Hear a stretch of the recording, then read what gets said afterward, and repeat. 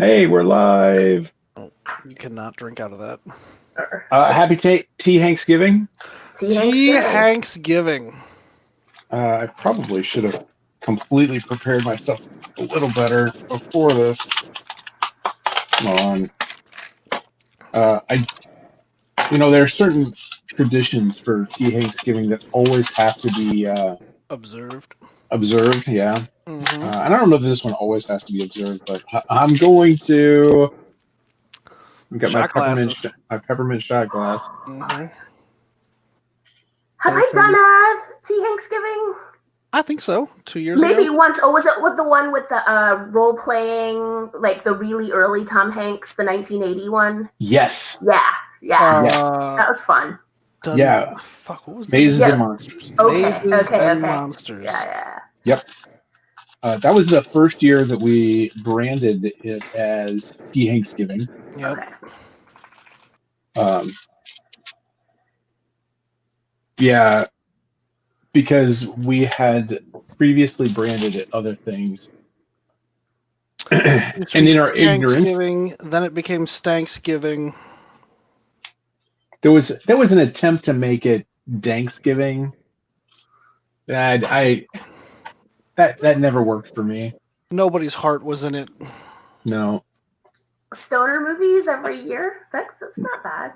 Well, no. See, the problem I have with the word dank is that, like, I played D&D when I was 11 years old, so dank for me always meant like musty dungeon. Yeah. Sure. Dungeon. Okay. Like that's the only, like, they were like, oh, dank memes. I was like, what? Okay. They're old. They're smelly. I don't. Yeah. Are we delving them for loot? Yeah. Apparently, I'm the one that's old and didn't realize that there was other meanings for it. I didn't want to be the one to say it, Tony, but no. Scott Walker does that for everyone, every birthday. You're old. Yeah. Well, he's not wrong. No. In fact, he gets more right every year. Yeah. That is the unfortunate part. Yeah.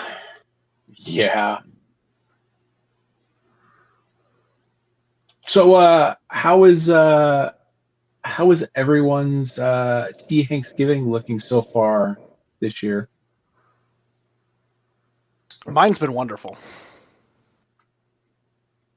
Yeah, it's been work. This is my first day feeling good after a couple of weeks of being kind of sick. So I took a nice little pre-nap before, before we started. And so actually I'm feeling a nice second wind. So I know it's pretty good T.Hanks-giving. Good. Yeah. Good. Hopefully the animals won't do anything weird. No, I want them to do something really weird. Really weird. Construct like a small platform behind you slowly over the course of the episode. Well, this is their wild time of the day, and I'm not sitting where I'm supposed to be sitting. And so, yeah, we've got problems over here. Rob Hall. Look at that. Oh, okay, where can I see? If you're... Oh, I see. Yeah. Oh, thank you. The problem with that thing is you can't reply there. You have to actually have the Facebook page open. Oh, okay. And reply on it. Okay. Well, I guess I'll... Yeah, okay. I don't like we that. Can. I can reply there. I don't know if it's just me. Yeah, I can't. I have... But, actually, you know what? I'm not logged in, although I'm not really sure how that works because I had to authenticate as me. Yeah, but I think that was different from logging in and having a whole... It could be because I'm hosting it. Yeah. I don't know, maybe.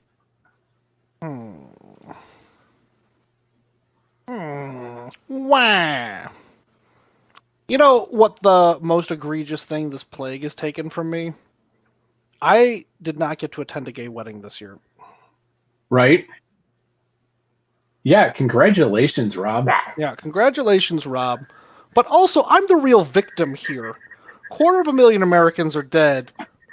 But, Also, that takes back seat to the fact that I wasn't given a seat at the gayest table as I requested. I recall that request.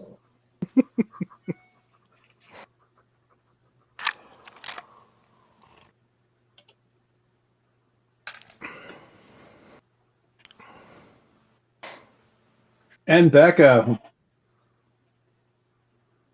All right, so this year for T.Hanks-giving, so the first year for T.Hanks-giving, we did Mazes and Monsters, and I kind of thought that the idea would be to pick some of the really cheesy Tom Hanks movies, probably from earlier in his career when we did these things. But 2020 has taken enough from us. So I thought maybe we could do modern, not the most modern, because he did have another movie that came out, I think only on Apple Plus this year. But I think it's the most modern theatrical release of Tom Hanks's. So we're doing A Beautiful Day in the Neighborhood. Romeo's upset he wasn't invited, but I don't have. Well, he's here now. Yeah.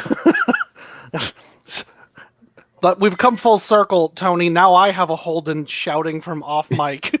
Come on, buddy. Your loud boy child is Yeah. yelling from off mic.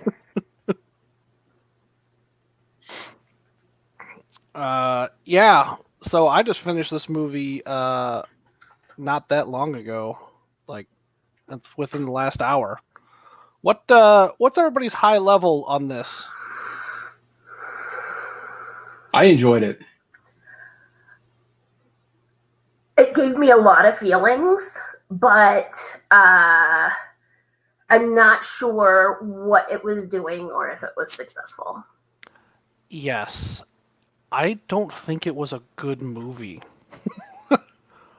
Okay. What was it not being? Oh. I did. So here we are. Yeah. Well, I mean, it's nice. We're like evenly distributed. Yeah. I guess part of me, I mean, what I did like about it was that it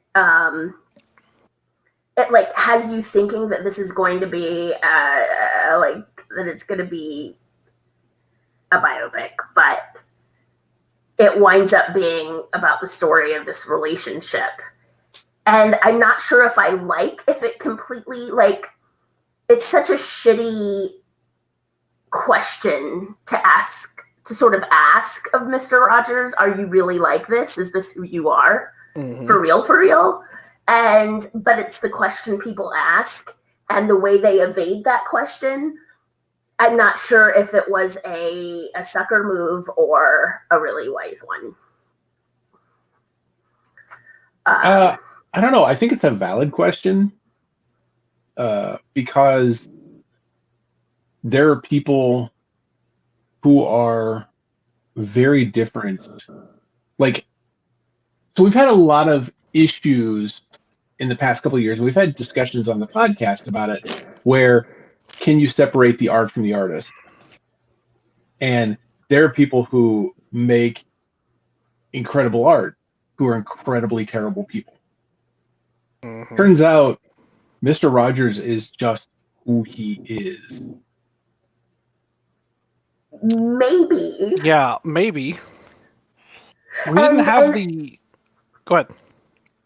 Well, and I mean, part of what you could say, too, is Mr. Rogers isn't Fred Rogers. Mr. Rogers is a character. Yes. Fred Rogers is the man, you know. Mm-hmm. And those are two different things. Now, of course, like, it matters if we found out he was a serial rapist. That would be pretty rough. Yes. Yeah, but the thing is, like, we haven't. Yeah, exactly. But, I mean, if he were, for example, just, like, not a great dad. Yeah, which also never has come up. Yeah. So it's he had a strained relationship with one of his sons. Which, I mean, I feel like means nothing about the kind of parent you are. I mean...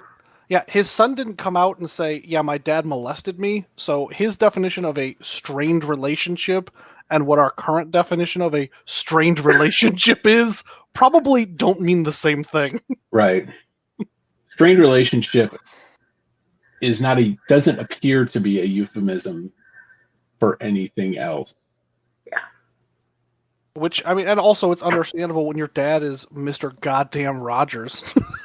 Yeah, there's an expectation there of what Mm-hmm. what's happening here. Yeah, exactly. So I guess my disappointment with the movie was that, like, at one point when he's talking to Mr. Rogers' wife, he's like, "Well, what's it like living with a saint?" And she's like, "No, don't say that. That's weird," right? But like, the movie presents him that way in this weird deification. Like, even like the most weird moment about it when they're in the restaurant and he's just looking into the camera, like, he's presented in a way that is uncomfortable, and the movie isn't about him, but it's also about him, and it's also like just like a weird mishmash of like multiple stories that don't feel appropriately joined. Tony, you're on mute. Tony, you've been muted. Everybody ask Tony questions. My headphones like disconnected and now they're reconnecting. Yeah. Can you hear me? Mm-hmm. Yeah, your audio is like half a second behind when I'm looking at it, like from your video now. It's You just know what? bleh. That's weird.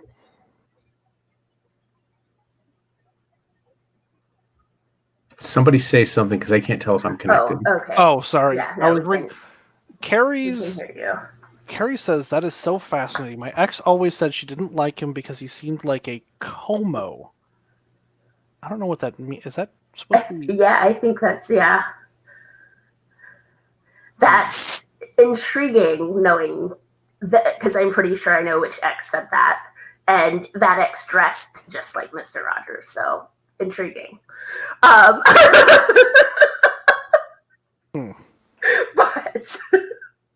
I guess that's neither here nor there. But well, I mean, part of what, like, yeah, I mean, like, masculinity. Oh, child molester. Oh, I thought you misspelled that.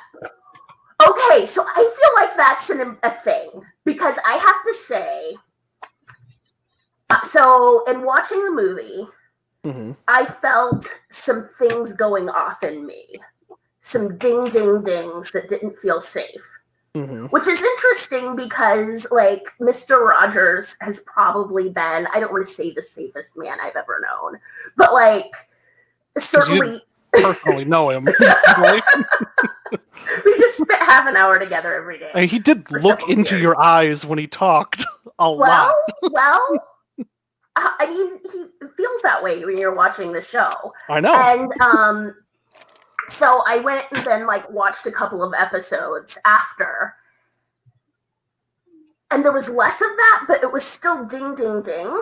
And I feel like an important piece of, and I don't know if the writers avoided that on purpose or whatever, but I feel like an important piece of the ethics, especially of Mr. Rogers as a man, is that we don't know how Mr. Rogers responds to being told no or to being really confronted.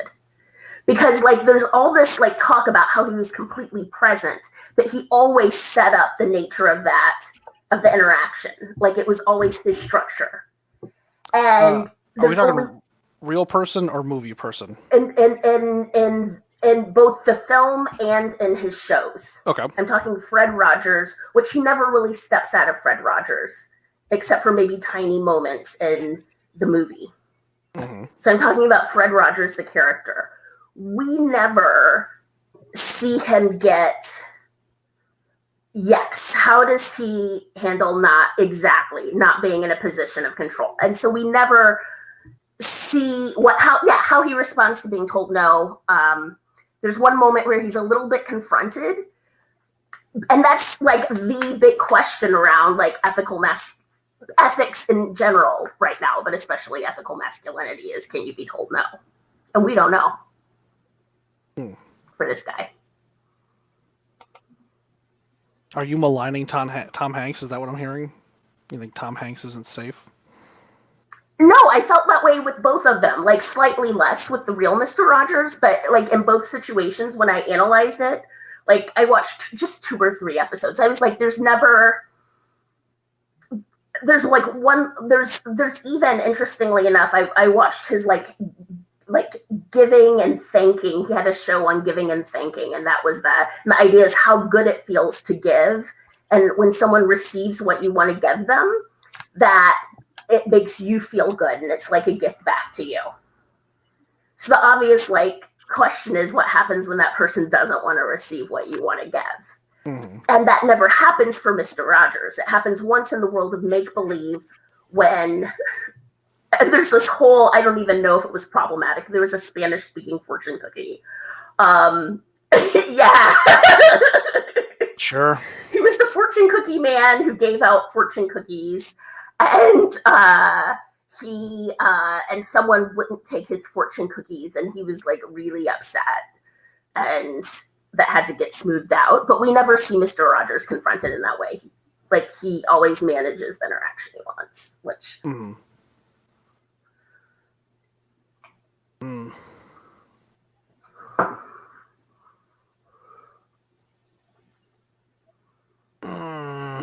Yeah, I don't know about that. I got my headphone situation worked out now, so I can contribute again. Yeah, I can speak and listen. Oh, Tony wants to speak and listen. Yeah. Go figure. Oh, let's get the monarchy back, Jesus. Yeah. So I have a different take on Mr. Rogers, just because I watched it, like, to hear my mom talk about it. Like, I watched it religiously when I was little. Oh yeah, me too. And for me, she'll say that,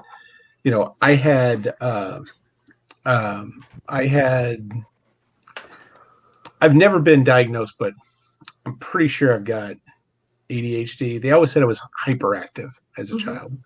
And my mom used to say that, like, whatever it was about that show and that guy, his voice, it calmed me down. Like, I would just sit and watch and listen. Just the tone of his voice, his timbre, just whatever it was, there was something about it that just was very soothing. And like, even as Tom Hanks put on the affectation of Fred Rogers, I'm like, just like I fell into that feeling of just, this is comfortable. So for me, there was a lot of nostalgia. Yeah, big time. Yeah, don't get me wrong. At no point am I going to tell you that Tom Hanks didn't rock this. Oh yeah, because Tom Hanks rocked this. His whole body, yeah, he did. Yeah. And I was skeptical. I hadn't seen it until now for a reason, and was kind of not thrilled. I'm glad I saw it, but I was like, I was gonna avoid that movie. But yeah. For me, this movie has actually been on my DVR for a couple of months. Holden and I were gonna watch it, and like, I finally was just like, no, we're gonna do it for the podcast. So I just watched it, and I'm glad I did. Oh, yeah. I enjoyed it. Yeah. Now I have seen the documentary that Rob mentions earlier. Won't you be my neighbor? Yeah, which is really good. That's a really good documentary. Yeah, okay. So Tom Hanks apparently read this script 8 years ago, saw that documentary, and then he's like, okay, is it time to do this project now? But like, no, he said when he walked out of it, he went to the documentary with the director. They're like, do we even need to make our movie? Like, oh, I did not read that right. I thought this was is this the time to do it now? No, in fact, after seeing the documentary, he said, what more do we have to say after seeing the documentary? Because this is not a not, lot. yeah, this is not about Fred Rogers. Yeah. It's just not. It's just not, which is disappointing to me. I don't like the bait and switch. I never knew that it was a bait and switch though, because I always knew what it was about. Like I always knew that it was about this relationship between these two guys. So I don't remember where I saw that. It may have been an article about the movie before it was released in theaters. And it's like this is not a biopic. It is a movie about the relationship between these two men. One of whom is fictional, and the other is Fred Rogers. Because I'm blanking on the his name. Journalist, and I'm trying to remember what his real name. Yeah, Lloyd Vogel. But in real life, his last name was Junod or something. No, I think his first name was Junod. No, I thought it was Tom Junod. It is. Oh, yeah. Never mind. There we go. And he wrote the article that is referenced in the movie at the end of the movie. It even has the same title. Can you say hero? Mm-hmm. That is the same article. He wrote that article for Esquire, but everything else was changed. They changed his name because they made so much of that relationship fictional. Tom Junod did not have a child at the time. I know that was one of the big ones.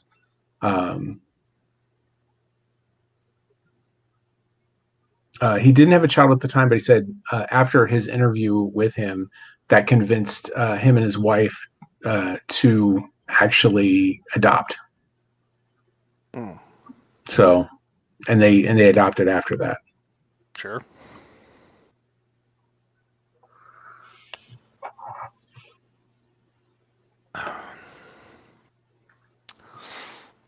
Man, that whole dad plot with that guy just was not gripping me at all. I was just in a perpetual state of ungrippedness. Like, I really liked the dad plot. Chris Cooper was great. Chris Cooper is always great. He's pretty much always great. Yeah. He's always I've never seen that guy not be a villain. He always just seems super. He's a villain face. He's a resting villain face. I enjoyed the story. I didn't feel like they earned the transformation fully, and also the transformation wasn't as much about the relationship with Fred. To me, it felt like the transformation had as much to do with pushback from his wife as it did with the relationship with Fred Rogers, which of course, every change we make is always an amalgam of so many things. But I felt like I needed a little more there. Because even that transfer, even the relationship with his wife feels weird. Like they roll into the wedding, he gets into a fist fight with his dad, and his wife is outside and she's like, "You're out of control," implying that there's this series of things going on, but you never see any of it other than him getting into a fist fight with his dad, and then later you're like, oh, this dude skipped out and left him and his sister to care for his dying mom. I feel like, I don't know, maybe if I was a wife, I'd maybe have some seemingly more conflicted feelings about the dad than. Yeah, I mean, there was, I don't know, I got that there was little things that were mentioned throughout that Lloyd, I think is his name, that Lloyd has been an asshole for a while and seems to be increasing in his assholishness in the recent scope of the story. That there's just some little indications of that. His interview with his publisher editor, it kind of gets mentioned there. Yeah, but like also that felt weird too, because like she's like, you know, they don't like what you write about them. I'm an investigative journalist. Like, I'm just doing my job. But part of being an investigative journalist, especially if you're writing, not necessarily writing political pieces and it's not about justice, part of your job is also to like maintain relationships and contacts over time so you can continue to investigate. And like doing sort of one-sided pannings of everyone to the point where you can't maintain or start new relationships isn't doing your job. All right, let's have some real talk here. The reason that I don't like this guy is because I identify too much with this guy, because the entire movie he's like, Fred Rogers, good guy. That's bullshit. There are no good people. The truth comes out. Yeah. Okay. I'll get into a fist fight with my dad. That's not true. I have a great relationship with my dad. But just to spite and prove your point, Yeah. you'll do it at your non-existent sister's wedding. Mm-hmm. Exactly. He said he'd dry clean the wedding dress. I don't know what more you want from him.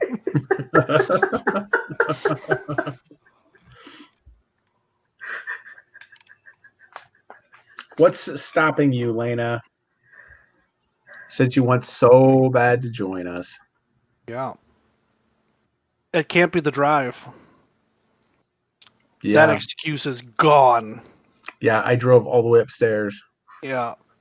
I drove 5 feet away from my bed. Yep, it's gonna be a long drive back downstairs after I keep drinking. Mm-hmm. My only regret is that I didn't get a fridge for my office, so I'll actually have to get up and refill this drink. But this is this magic cup I bought that, like, it's the vacuum void stuff, so it's like super thermally efficient. So, like, if I put ice water in here when I go to bed, it's still ice water when I wake up. Oh, nice. I love it. Very excited about this cup. I can't do ice water. Cold water, not ice water. Well, I mean, you want that vodka cold. Yeah, that's true. What else did I want to write about? I've actually considered getting my notebook to take. Oh, keep the bottle by your couch laptop. I'm actually super paranoid about liquids on this table. So I don't like keeping too many liquids in this room. Need a little cooler. Mm-hmm.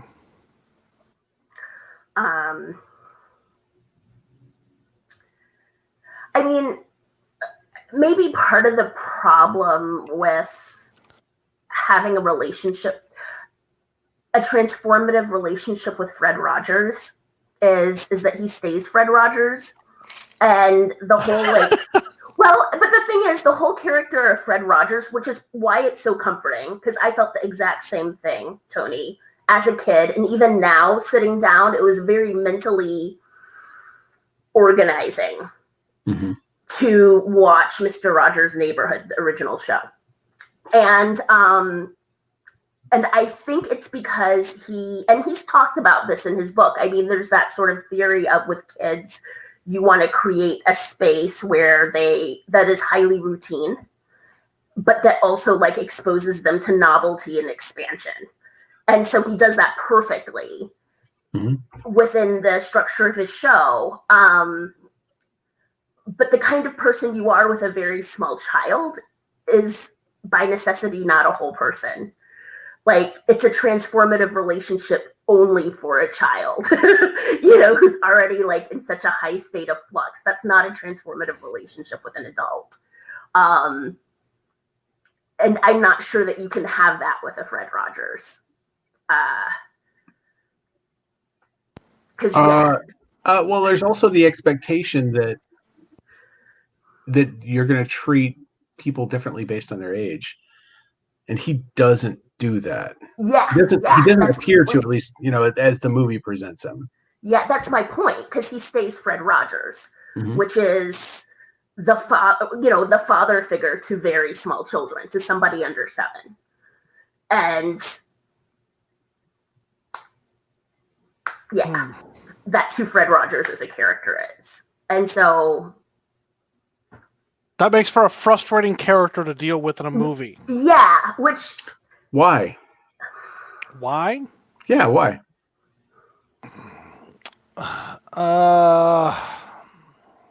Because I'm not a child. I don't like being treated like a child. I don't like being sat down in a restaurant and told that we need to take a minute of silence to think about things. Except that this Weird. guy was clearly in a state of arrested development because of what he experienced as a child. That's a good point. Like, I think he saw that this guy was still lashing out in childlike ways. And that just being told that, it's okay to be angry, but you need to do something better with that. Where everybody else was just saying, stop lashing out. Yeah. It's like, be angry. That's fine. But do something different with it.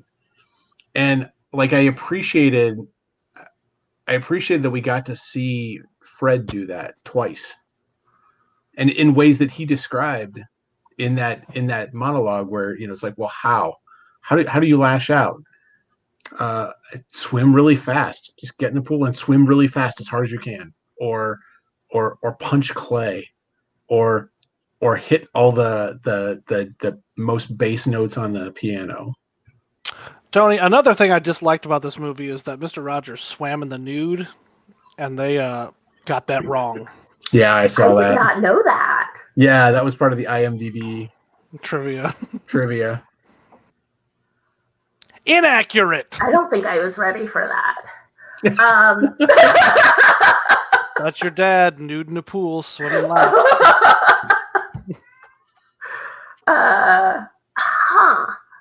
So I guess he had his own. I mean, I did like the idea. I did love the message of the idea that being a really good person is a matter of practice. I did like that as well. I loved that part, and setting yourself up for it in a very sort of intentional way. I really like the character of Joanne also. I would have liked to have seen more of her. I would too. I appreciated his wife. Yeah, I appreciated how oh my god. I'm trying. She knows exactly who he is, and like, no, he's not perfect. Don't say that. He tries really hard to be the person you see. Like that takes work. And just the way she said it, there's a respect there. Like, I see the kind of person he is all the time, and I know how hard he works, which means he's not perfect.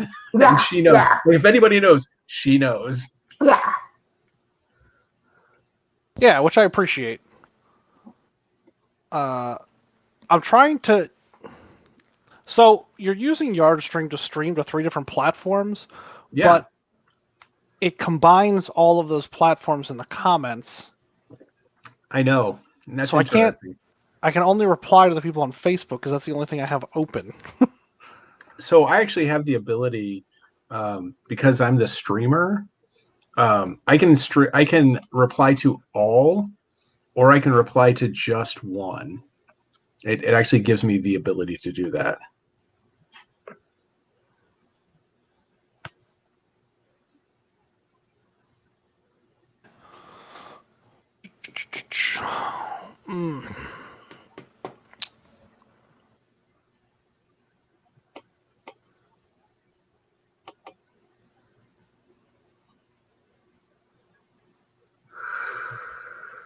Tony, what the hell was I going to say about this movie? I don't know. Have you seen any of the director's other movies, or seen Queen's Gambit at all? Which I now want to watch now that I've seen this. Wait a minute, she directed Queen's Gambit? Oh shit, that's been on my list to watch since my brother. Queen's Gambit.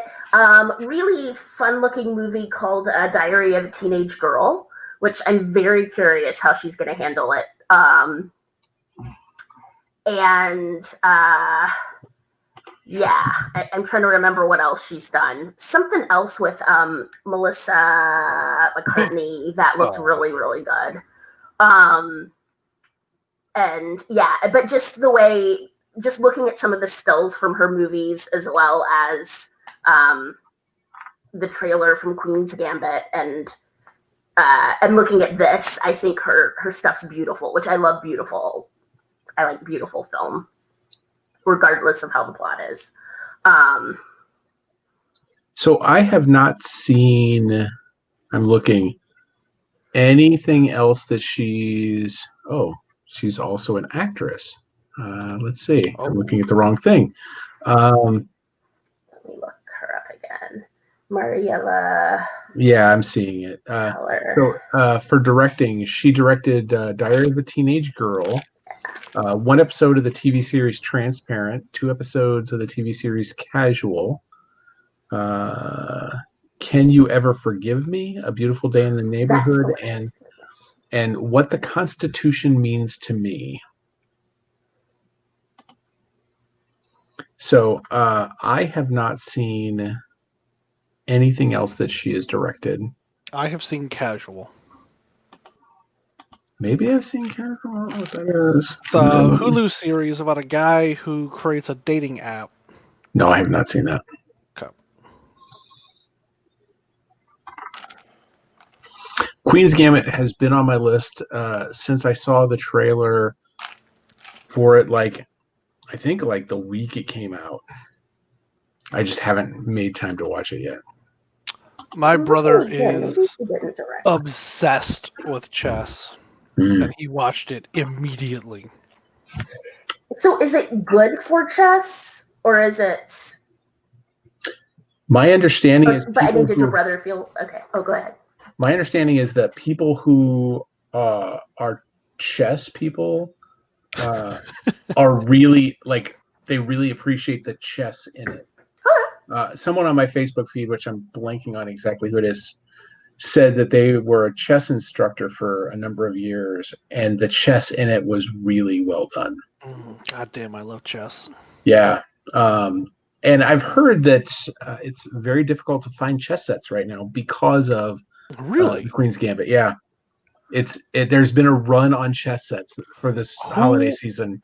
Who is playing chess in person?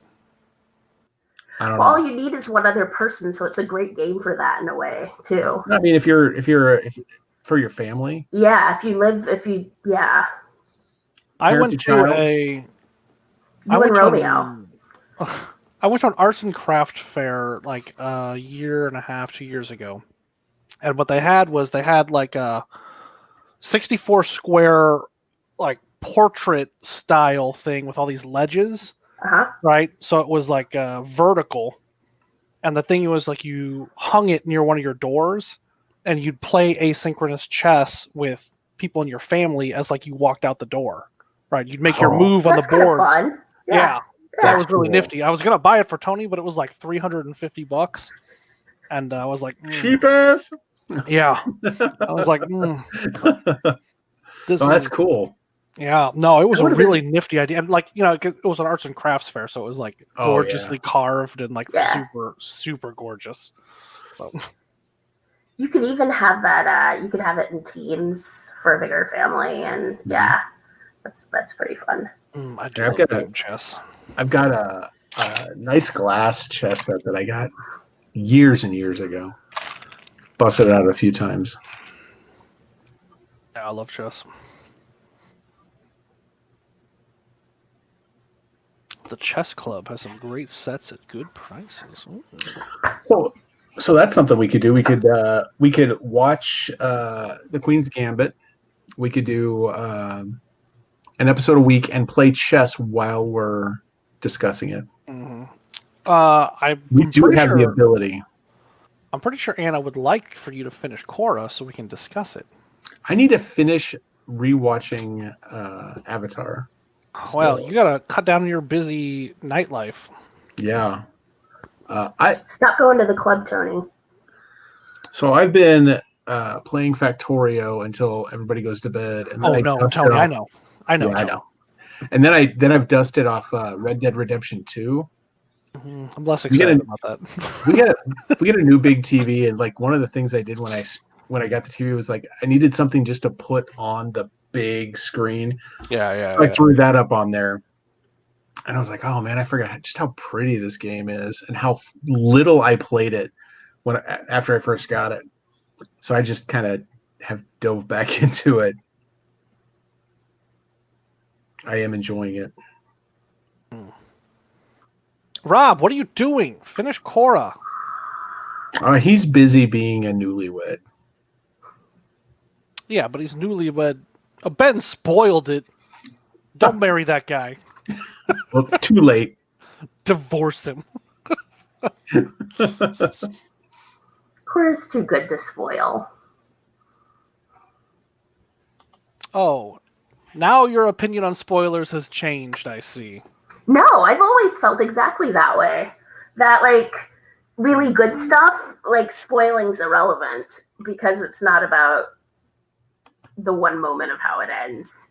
Oh, I did not take how you said. Oh, sorry. No, I meant in the sense of, yeah, it's too good. Like, you can't spoil it by telling the ending because... You earn the destination through the journey. Yeah. And that's with Korra not being as good as... I enjoyed it. I really did like Korra. I'm rewatching it. The problem with Korra is that it's not Last Airbender. Yeah. That's the problem. Dear God. Well, that was a mistake I made. Yeah, because it posts on all three platforms. All three of them at once. I mean, unless you're going to start tying all your SSO, that's how you'd end up having to do it. But I am in for a chess tournament for damn sure. Yeah. My brother would play too. We do still games by email is still running. That'd be a real low res way of doing it. Mm-hmm.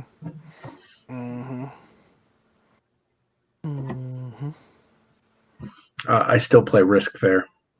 Oh my God, still? Yeah. I'm in like 6 or so games right now. Oh my God.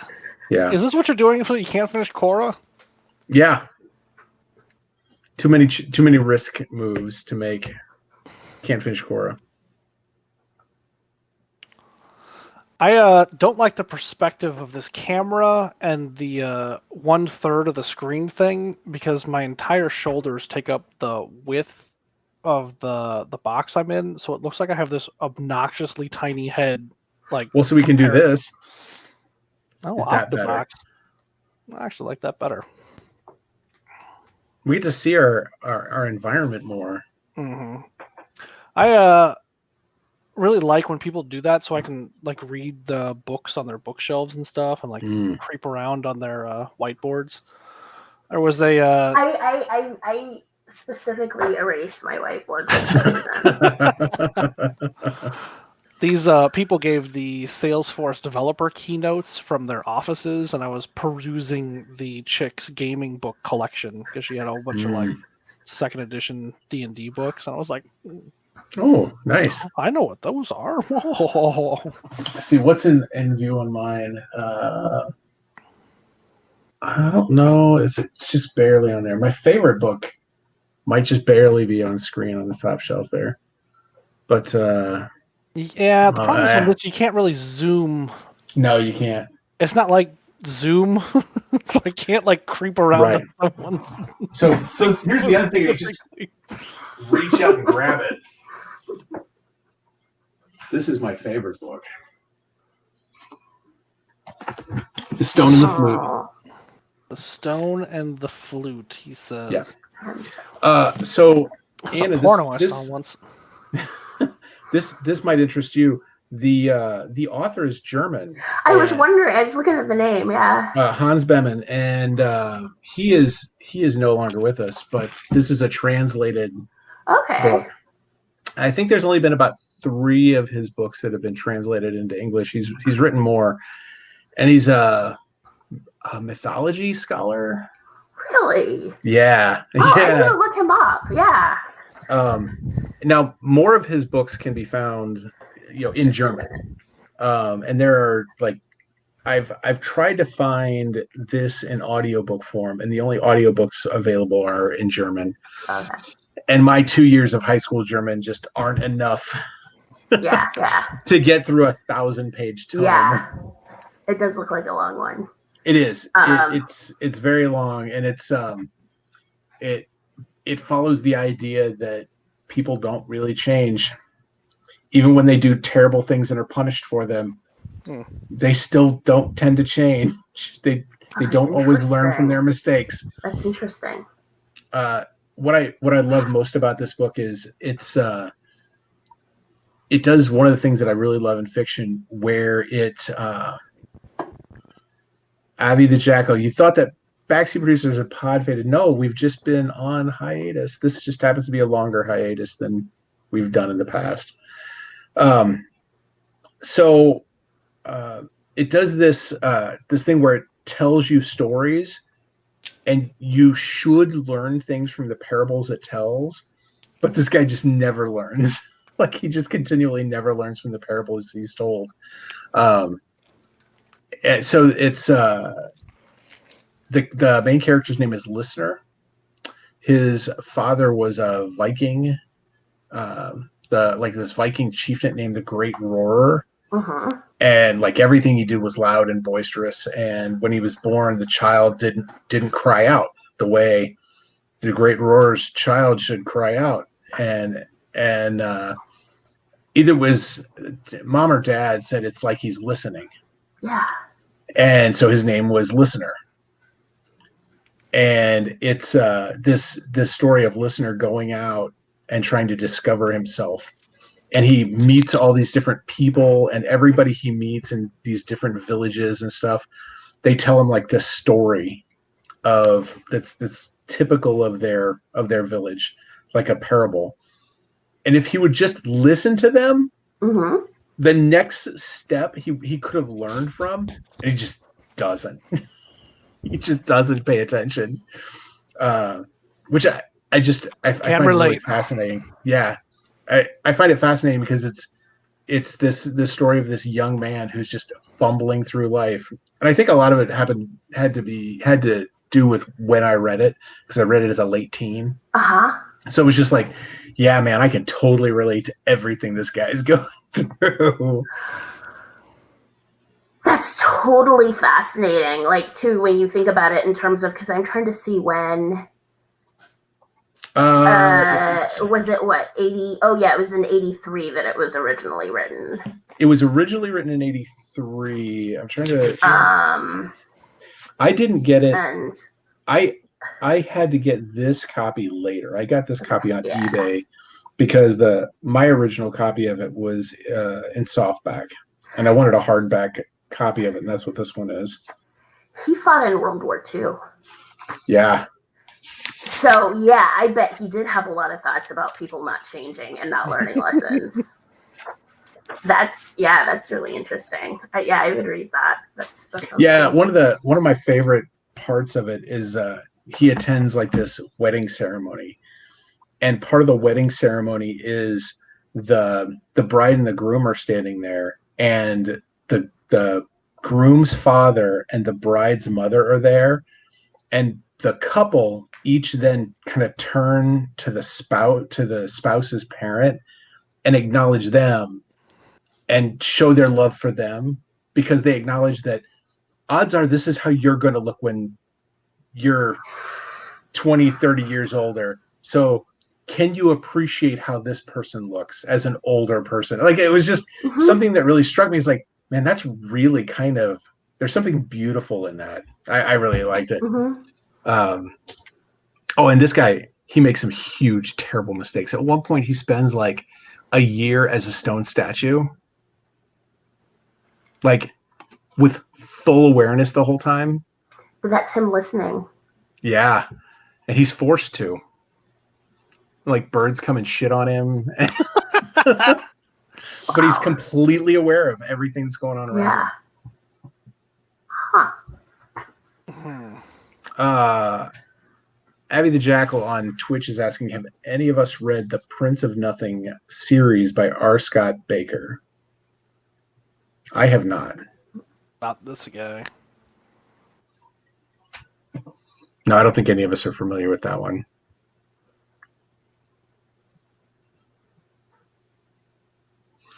So, yeah,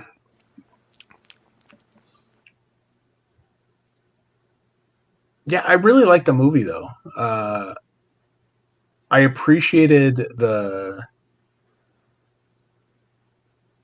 idea that that you needed to slow down, and that it was okay to learn to be a child again as a parent. I liked the message there, and as a parent, I appreciated that. And like I always look for things in pop culture that if like that speak to a certain like people at a certain point in their life, and I can see this being a parent of a child, of a young child, especially.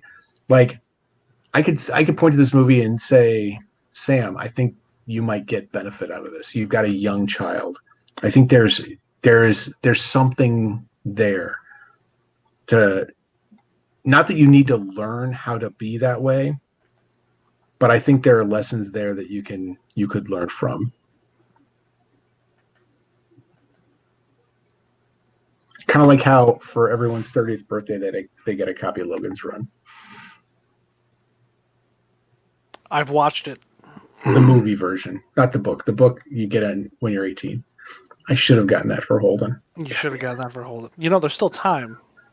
There is. He is still 18. Yeah, he will be for a while.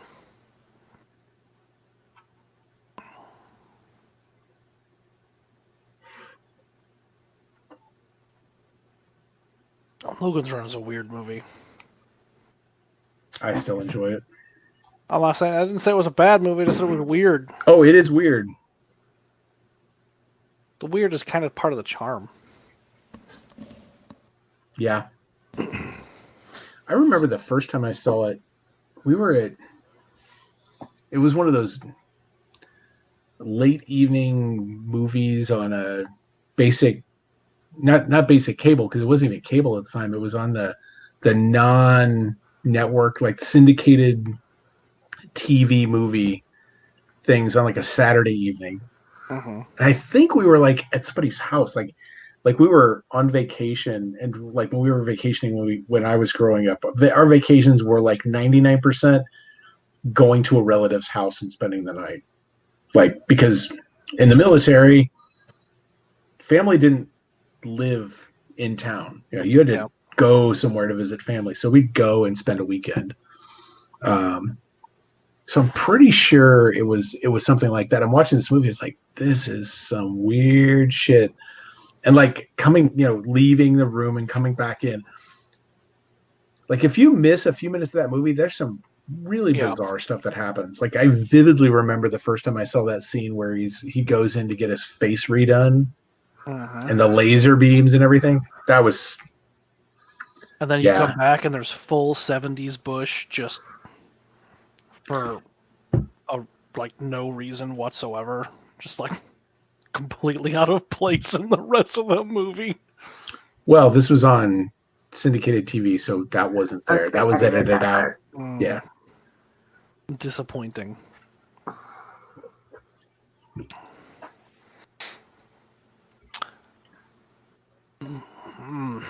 Do we feel weird about this movie and the way Mr. Rogers just makes like gross assumptions about this guy and his relationship with his dad?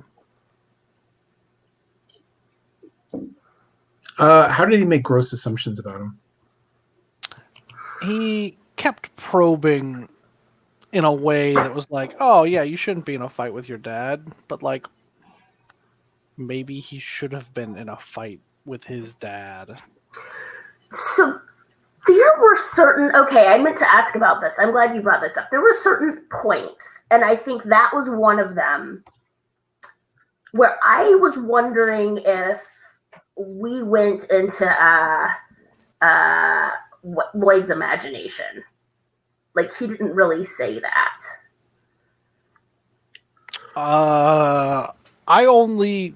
And there were a couple of, oh gosh, and that wasn't the only moment where it like seemed to slip from just a completely normal, realistic situation. I'm not even talking about the time he passed out, into, you know, the last bit of the conversation. It's like he's gone into his own head. Something about the way the focus, and I needed to watch it again to be sure. But I don't know. But did it ever seem like we were shifting into his Lloyd's subjectivity with some of those conversations? I'm going to try to look back up. And It could have been. I honestly think that he said it though. Okay. But I think that it depends on how you take it. Mm-hmm. I think there's a context issue with just saying, "Oh, you shouldn't be in a fight with your dad." Like there's also like you shouldn't be put into a situation where you should be in a fight with your dad. Yeah, only sometimes you should be in a fight with your dad. Like, sometimes you should be in a fight with people. Like, that's just normal stuff. I'm wondering if that's not what he meant, was like a normal fight, like a conflict that has a beginning or an end. I'm wondering if he meant like a more, or if that line was about a more primal father, like there's the whole idea, you know, in art that like boys are there to upstage their fathers, and to exceed them, but also like destroy their fathers in a certain way, and that they're fundamentally in conflict. And I wonder if he's sort of saying that doesn't need, you're doing this same thing, you're fundamentally at odds with your father, and you don't need to be necessarily, while being just like him at the same time, and you don't need to play that out. And it's clear that you're playing it out by the way you're dealing with me as a father figure. Mm. So it's not about like, yeah, you shouldn't have any problem with the stuff your father's ever done, but it's not inevitable. You don't need to be fundamentally at odds with your father. And that could also mean never speaking to him again, because I mean, that's part of the thing about the wedding. Like, if Lloyd Fogel had had a healthy boundary in his life around being around his father, then he just wouldn't have gone to the wedding. He wouldn't go and start a fight. Well, he didn't know his dad was going to be there. He knew before they left. She told him. His wife told him. As they were packing. Yeah, she said, your dad's going to be there. Because it was the day before when he was packing the kids' stuff. Mm-hmm. And she was like, yeah, your sister said your dad was coming. Oh. I thought that happened after. I thought it was when he was packing the diapers. All right. I don't recall. I'll defer. You're probably Yeah, I don't recall. Because that's what set us up for there was going to be a problem. And maybe, I think there was some thinking that he might not show, because he had promised to do things and not show in the past. But, like, the idea was that he said he was coming. Yeah, so but also, like, okay, the boundary, sure, but it's not like he's not going to go to his sister's wedding. Like, why punish his sister because his dad sucks? Right? It's her fourth wedding. You can send her a present. I mean, the idea is that when you have a healthy boundary in your life, that doesn't have to mean necessarily that you see yourself at odds with someone. It may mean that you choose not to speak to them, or that you don't go to the wedding. But he wasn't, like, dealing with it. No, he was not. And I think the other, I mean, for me, I could also see an implication that, you know, Fred Rogers was speaking specifically also to the fact that Lloyd had a wound on his face. Like, there's physical evidence of a physical confrontation. And so when he says, you know, you shouldn't be in a fight, Like, is he speaking just of a physical confrontation, or in, at odds with him at a fundamental level? Because, like, was his name Jerry? Is that his name? Yeah, that's Oh, his yeah, dad's yeah. name. His dad's name. When Jerry was a shitbag. He had issues. I By heard the he end was of a the race movie, car driver. what? I heard he was a race car driver. I don't know what that. That's a Primus joke. Never mind. Continue. Oh. I never really listened to Primus, so there's that. No, just my thought was more that it felt like Fred was talking about the physical confrontation, and in that I agree with him, because I think that was kind of more the point that he was getting to in the conversation. Why did it have to be physical in that way? Why did you have to have that? Why did you have to react that way? Because that was the mistake. The mistake was how. But he doesn't know that. He knew He he was in doesn't a know physical, that he started the physical altercation. Like, it's not But like he he was- lines out the whole scenario. He's just assuming that, like, this guy threw a punch. in the question, though, when Lloyd doesn't defend himself and say, "I didn't throw the first punch. I didn't fight back." Well, I It was don't right know there. that when he says that and then you don't defend it, if, like, that's evident, like, retroactive evidence for you to make the statement to begin with. It just seems But he really said, weird. "I got in a fight." It seems really weird, and, like, Anna brought this up. She's like, well, he's reacting weird to Mr. Rogers being a father, like, being a father figure. Well, I don't want people to treat me like they're my dad. Like, that is a turnoff to me. Well, yeah, but I guess my point is that he would have acted weird toward Mr. Rogers regardless, because that's who he is. Like, regardless of how, there would have been either some kind of, he would have had a hostility, partially because he hates the world, but, like, there would have been a thing there because he fundamentally is a father figure. And also, like Tony was talking about with the Arrested Development, I don't think Lloyd had many choices in how he responded to people who triggered things in him in any way, because he was so stuck in that pattern.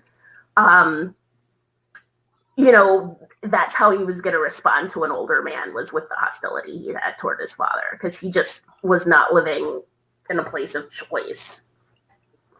If that was the case, though, one mistake I think the movie made and could have done better is address that.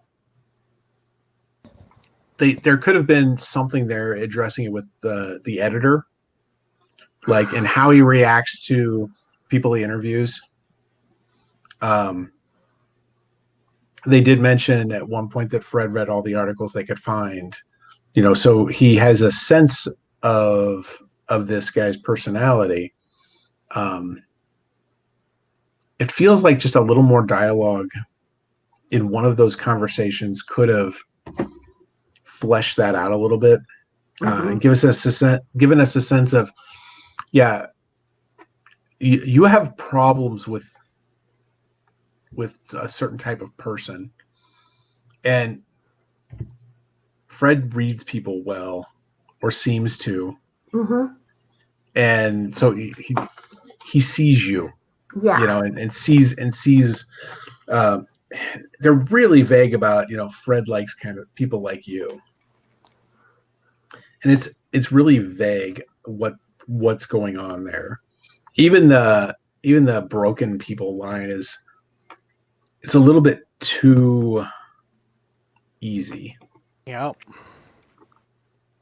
Then again, it's also a 2-hour-long movie. Admittedly, Fred Rogers says that he loves everyone, so it's kind of hard to, like, really put much into he likes people like you. The dude likes everybody. He likes everybody. Yeah, no, he takes an interest in, because I mean he's up calling, which I do find fascinating. He's sort of up and just sort of calls, can you come like this specific day and hang out? And so he's making an effort in that relationship that, just like Lloyd is doing far more than is necessary for what he needs to write, because there's this like attraction, he's being drawn. Fred Rogers is drawn to him as well and is giving more than he needs to give and more than has been asked for. It's interesting how he did that too. And it feels like it's one of two things. It feels like it could either be the power move of taking control of the situation and saying, this is when I choose to meet you. Mm-hmm. Or it's the move of somebody who knows that someone needs something and won't ask for it. Like when someone is in distress for some reason, just asking, hey, what can I do to help? The answer is almost inevitably, yeah, it's all good. Where it's like, I'm going to come over and we're going to go out to dinner. Yeah. You don't, if you don't make it a choice and you don't make it ambiguous, it's easier to accept as a person who is in that mindset. Well, you've shifted the burden. Yeah, you do. And he did. A burden in asking for help, right? Right. And if you just show up, you've taken the burden on, right? There's an intrinsic risk of rejection, right? And you've removed the risk of rejection from the person you've taken out to dinner, right? Like, yeah. You're not out anything if they say no because you're already there. You take on that burden yourself in the rejection and showing up and saying, we're going out to dinner. And if they say, yeah, I really am not up to that, at that point, you've done what you could, what you were willing to do, what you wanted to do. Mm-hmm. And at that point, how you treat that rejection is up to you. And looking at it in terms of what, because that happened after they had met the first time, if I'm remembering right. Yeah. Yeah. So he knew that there was more going on, and that Lloyd might need a friend. Yeah,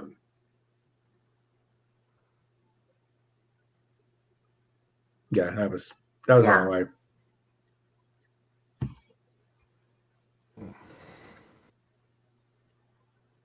The problem I had with this movie is that Fred Rogers is an incredibly interesting individual.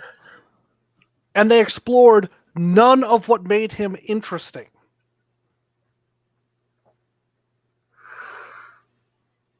And I think that's where I think that's, if you have a problem with a movie, I think it comes down to expectation. Yeah. Because I liked the movie because I knew it wasn't going to be about Fred Rogers. I did not know that. So I didn't expect it to be about him. I expected it to be about him, and then half an hour in, I was like, wait a minute. He's only been on screen for like 2 minutes.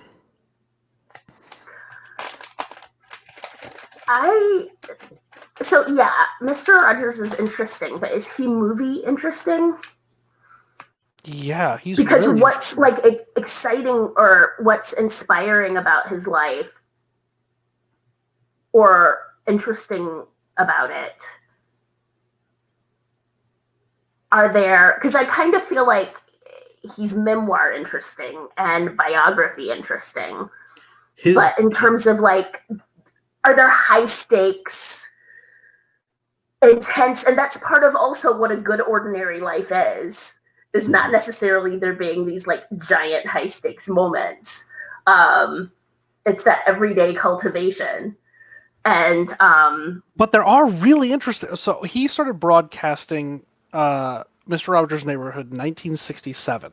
Okay, in 1968 he had the black cop on with the whole like foot pool thing in. That was a year later.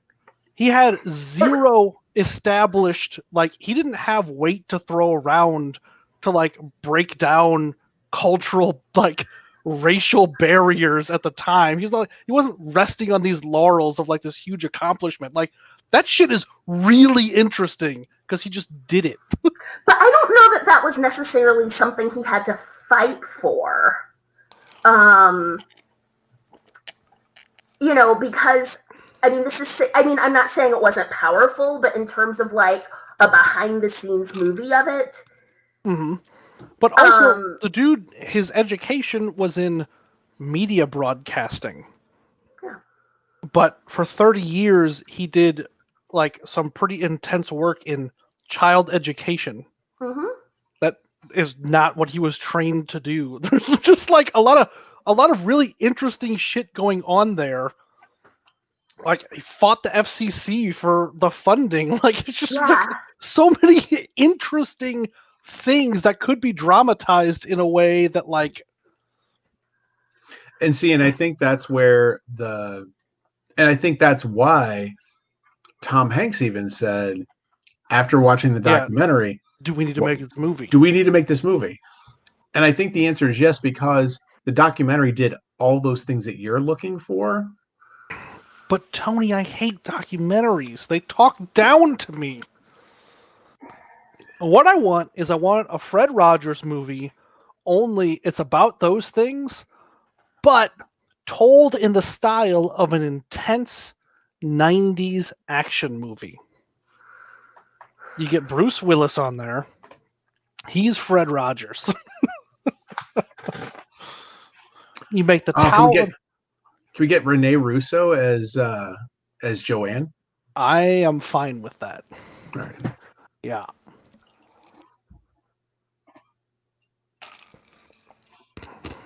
Why didn't I go into making movies? Oh, it's because I never stick to anything I set out to do and will never create anything worthwhile. That's the thing. There's always the potential for the Punch-Out movie. The Punch-Out movie is the first thing that's on my list of items to create once I win the lottery. Second is a Tesla DeLorean. Oh. Yeah. Mm-hmm. Nice. Yeah. Yeah. I actually feel like somebody's already done that, though.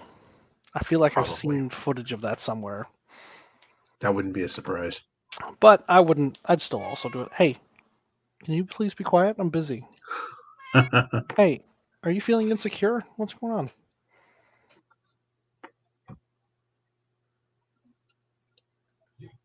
Every time I looked at Tom Hanks as Fred Rogers, I could not get my brain to stop thinking Carl Sagan. I mean, they were both on PBS. They were both on PBS, but they also looked like not dissimilar either. Yeah, thin and gray. Yeah. Thin graying with that like a quivering lip. That angled.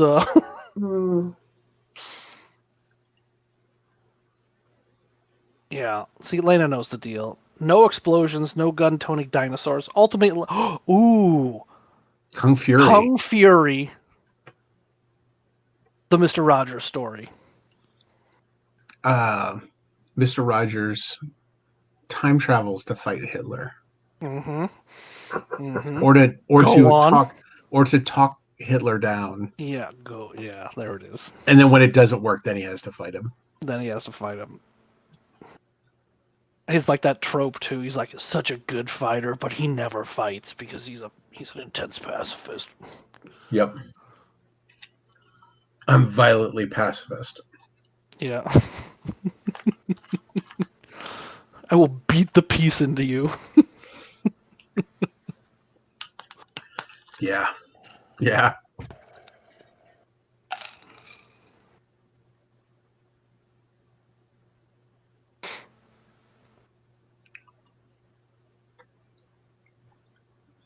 So if all goes well, and by all going well, I mean I just need to actually type up the post because I've done all the editing on it. The first the first episode of us coming back, actually getting released under the podcast feed, will come out on Friday. So that's going to be the Idiocracy episode. So I'm just going to leave us like a couple of weeks behind because I'm figuring at some point we'll stumble again. We'll lose a week or two here or there, probably Yeah, the around holidays. Christmas and New Year's. What was episode 493? We don't have one picked out yet. Oh, 493 is the next one? That's the next. Wait, What no, is- that's this one. What? That's What? that's this one. Why? Oh, T.Hanks-giving. That's why it starts with a T. Yeah, On the title of this, I can only see Backseat Producers 493 and then T I see that too now. dot. Yeah. I see that now too. So I was trying Yeah. to figure out what the fuck that was. It's T.Hanks-giving. Yeah, there it is. Yeah, we don't have 494 picked out yet. You know what we haven't done? That we're coming up on the year anniversary of? Oh shit. Yeah. Yeah. Yeah. A little awkward we haven't done Rise of Skywalker yet. It is. It is. We should do that. I mean, I don't want to do it. But I do want to do it. Like, it badly needs to be want done. Yeah, it needs to be done. It does need to be done. Oh yeah, you don't have Disney Plus. I was gonna say they've released a Lego Star Wars holiday special. Ew. How many Ewoks? There are some Ewoks, but it's actually pretty great. Like they managed to do it in such a way that they use the modern characters to do a holiday special. Like they do the whole Wookiee Life Day thing. Uh-huh. But they managed to put a time travel element into it. So they kind of step back through the Star Wars mythology and touch on the original holiday special, stuff from A New Hope. It's very cleverly done. Do we go to Kashyyyk? Oh yeah. Fuck yeah, we go to Kashyyyk with their huge course you goddamn do. trees and their 100,000-year-old Wookiees. Yep. Of course. Of course we do. So, speaking of Star Wars and reviewing it, Julie told me that there was a podcast with Lauren Lapkus and Nicole Byer, comedians, where she did Nailed It on Netflix. You may have seen her in some other things. I'm not real sure. She does a lot of pop culture stuff.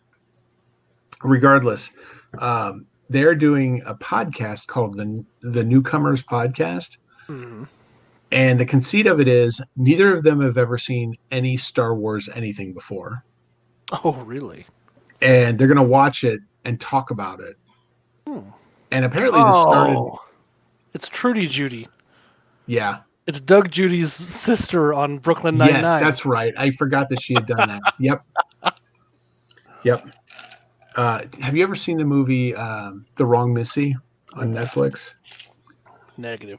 The other woman that's in that is the girl who plays the wrong Missy. Oh no, I know who Lauren Lapkus is. Yeah. So they're She's the girl in the "You're on Fire, They Might Be Giants" music video. I'll take your word for that. Well, I don't know that music video. But their conceit is they've never seen any of the Star Wars movies, and they're going to watch them and talk about them. So I listened to the first episode.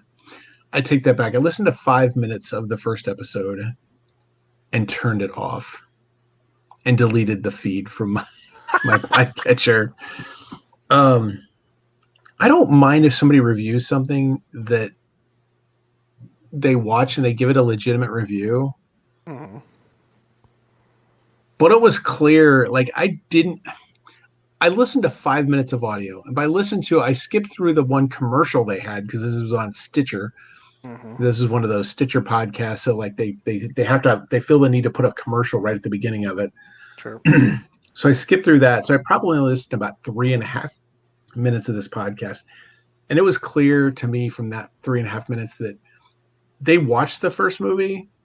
They didn't want to watch the first movie. They enjoyed nothing about the experience of watching the first movie, and didn't try to. They didn't try to review it. Which first movie?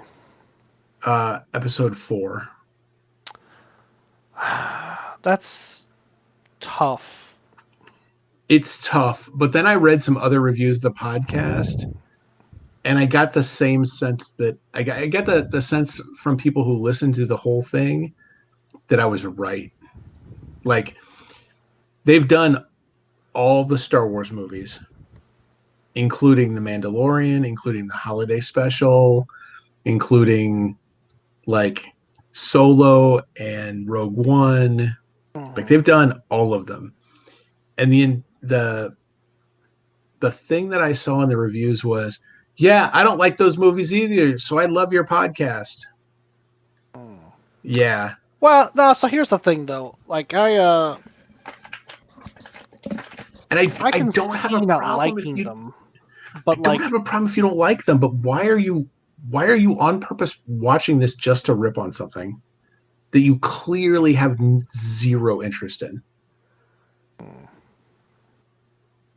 I'll probably never listen to that. Yeah. Even though I have a thing for Lauren Lapkus. Sure. She's on fire.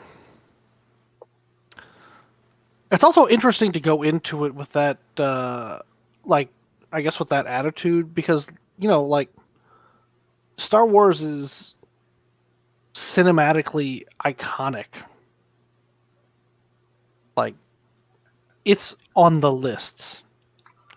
And you can look at it, and there's, like, deep problems with the movie, but also it's a cultural icon in a lot of ways, so it's, like, hard to... Like, you have to view it in that context, I don't know. So, I guess I don't know. the other thing that I didn't get around to explaining was, and I didn't get to the part of the episode where they did it because they were just starting to introduce it, was they have someone who is a legitimate Star Wars fan also join them on the podcast after they talk for a few minutes about it. Sure. And it seems like this person is only there to try to convince these two of why they should like it, of why it should be, they should enjoy it. Well, Tony, I've It just always made the seems too distinction between enjoying something and it being good. And I've always been raked over the coals for that. It can be good and you can not enjoy it. Their problems with it were that it was slow, it was boring, and that there were wipes, and the transitions were weird. Oh, the transitions are weird. Those are legit and fair criticisms. It was also made in 1977. It was made in 1977, and basically Joseph Campbell wrote the script for this, and George Lucas got in there and fucked around with it enough to make a gold-plated robot, a trash can on wheels, some fucking nerd on a desert planet, and Han Solo. Whom we're all aspiring to be. Let's just be honest about it. Because fucking Harrison Ford rolled in with those tight pants and that holster. I mean, I'm not sure if, like, what the point of having the Star Wars fan would be if this is the case, but I feel like it's a bit of a trend in podcasting to do that, and it's not really about the reviews, or it's not even supposed to be a real review. It's one of the only ways that comedians and a lot of artists can, like, do anything at all right now. I mean, that's number one. And then it's a way to just, like, it's something to riff off of that people will be familiar with. And it's also a way of, like, what do I want to say? Like, performing a friendship or a relationship or sociability, which people can't do. Yeah. And so I don't even think it's about, like, I feel like there are a lot of things like that. And in a way, it's not really about a review. Oh. And I find most of that stuff, like, incredibly tedious. I just dislike it, but I think it's a whole genre of podcasting right now. I completely agree. I have a very, very difficult time listening to podcasts by famous people. I do listen to one, but like, so I listened to the Talking Sopranos podcast, but Jesus, Tony. But it's like it's Michael Imperioli and Steve Sciarippa who were on The Sopranos. They were major characters on at least one of them. Michael Imperioli was a major character on The Sopranos. And both of them were like, yeah, we haven't watched the episodes in 20 years. So we're going to watch the episodes and then we're going to bring people on and interview them who are people we know personally. Yeah, that's actually an interesting perspective. Yeah. And who were on the show. Yeah. So like I give that one a pass because it feels more like this podcast. Well, because these people are genuinely affectionate for one another and they have real experience with the thing. Well, yeah, and I mean, in some ways, that's almost like a long form, like a lot of the old music documentaries or even some movie documentaries where you get together and talk with people who were involved. And I mean, it's almost like a long form audio version of that, like a less published one. Yeah. Like I remember when Battlestar Galactica, the one with that Ronald Moore produced, was coming out. When was that? In the mid 2000s? Yeah, like the mid 2000s. He did a weekly podcast, but his weekly podcast was, all right, I'm starting the episode now. And like his podcast was literally just an audio commentary track of that week's episode. Mm-hmm. And like he's sitting there smoking, like you could hear him smoking cigarettes and just, he's like, oh yeah. And oh, when this happened in this episode, this was going on. And oh yeah, I remember. Oh yeah, we clearly didn't write an ending for the show. So I like Battlestar. I liked how it ended. Yeah, it's more like an audio journal. Tony. It was.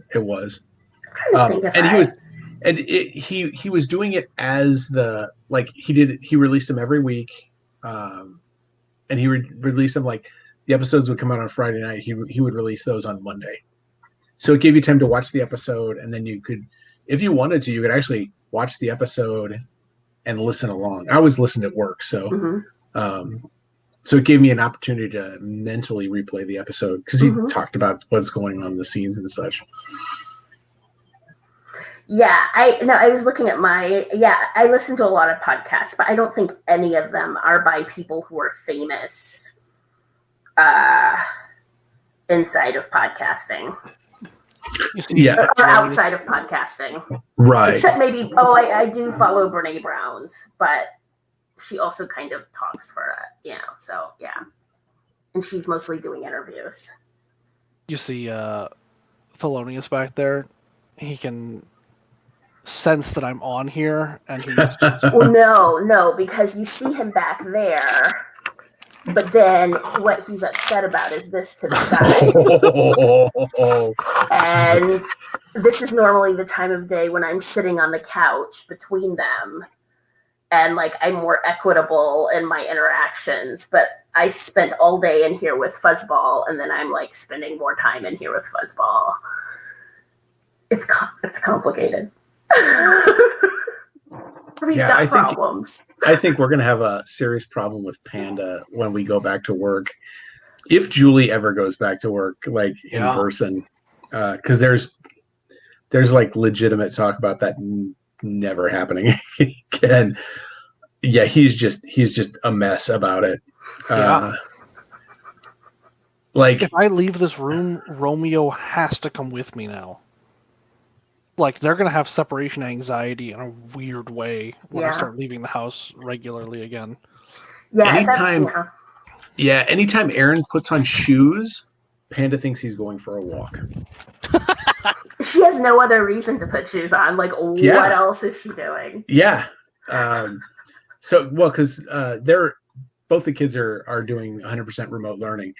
When he puts shoes on, or when she puts shoes on, it's time to go for a walk. Because normally she's doing it during the day, and her PE class, he actually is like, "All right, be back in 20 minutes," Yeah. Go. Yeah.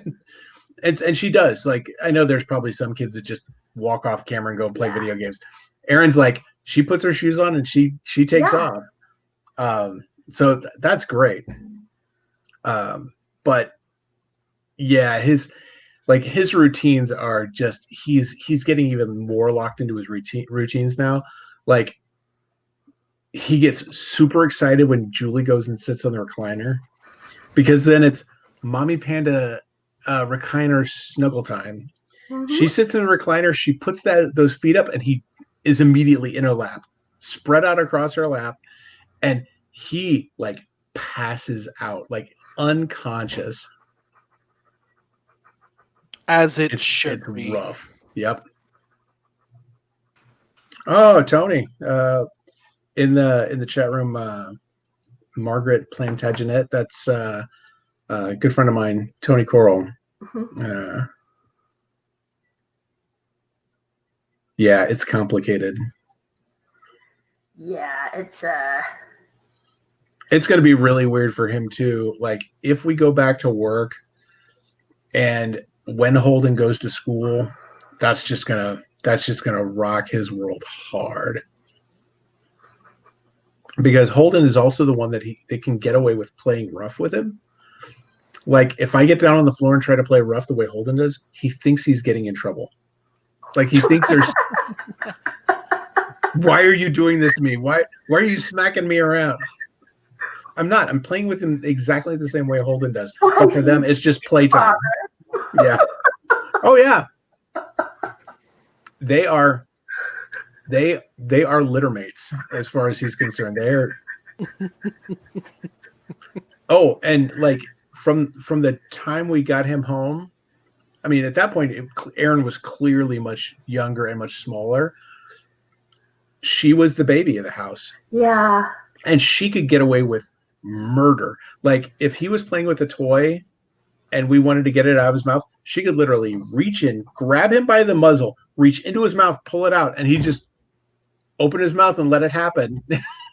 If one of us tried that, he'd take off the other direction. He'd run, he'd thrash around. Nope. No, it's weird, the pecking order that he has figured out in his own head for each of us. Yeah.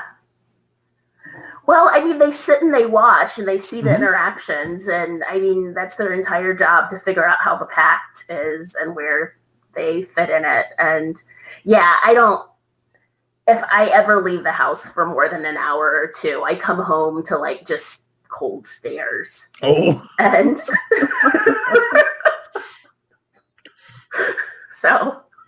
Well, I think the one thing that Panda will enjoy is because we do crate him when all of us are out of the house, and we still crate him overnight. He will probably catch up on all his sleep. The first couple of months of us being home was really, really rough on him, because he was so used to just sleeping all day. Yeah. And he could not do that. I don't. Yeah, it's a tough life. Infringed on anybody's sleeping schedule. It's pretty set in stone around here. But yeah, I do now have a finer appreciation for just what 20 hours of sleep a day looks like.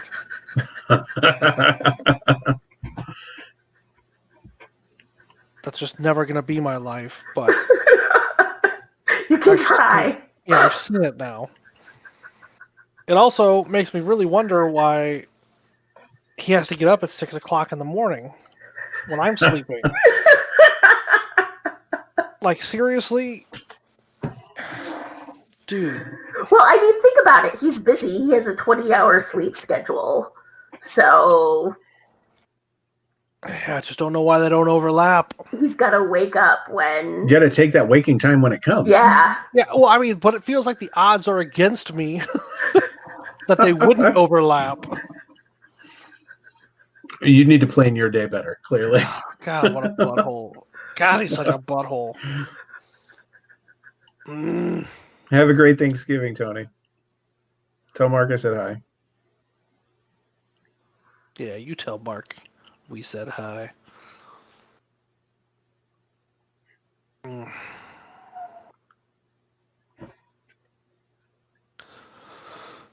I don't feel like I've drank nearly enough. I've drank a considerable amount. I've already killed 1 bottle of vodka, Tony. Oh, well done. It was half empty already, just so Well, there wasn't the whole like alcohol poisoning situation happening over here. I saw your mastermind, your picture of it. Yeah, I actually am drinking that sour apple unbroken. ooh. Yeah. Yeah, Stumpy's is doing well. They have a whole like Moscow mules on tap at Schnucks. On tap? Yeah, because my Schnuck. Well, I mean, lots of Schnucks have like taps of stuff. They have a cocktail tap now, and you can get like a jug of their Moscow mules. Mine doesn't. Well, come to South City. I live in bougie Maryland Heights. Well, come to South City, get a jug of that, sit at the bus stop in front of the Schnucks and enjoy it. No, I'm not coming to South City. You guys Nice. are a plague epicenter. Yeah, no, every time I look at the zip codes, mine is yeah. It's like every 1 in 5 people or some shit like that. Really? It's fucking high. It's a high. And it's not like Maryland Heights' percentages are much better. It's just that since I live in the county, no one lives near each other, so like 2 yards distance between. Well, and I mean, I think some of it is you also just have fewer people who have the kinds of jobs that can be work from home jobs. Mm-hmm. And so, like, I know, like, a bunch of the people, like, Curtis's mom is a home health worker, and so she's going to people's houses. That's what it is. Yeah, no, like, yeah. That is a when I think about like most of the people, I mean, maybe a third are staying home, working from home full time. But yeah, when I think about my street and the people I know on my street, I can't tell you what my street is doing because I don't ever interact with them.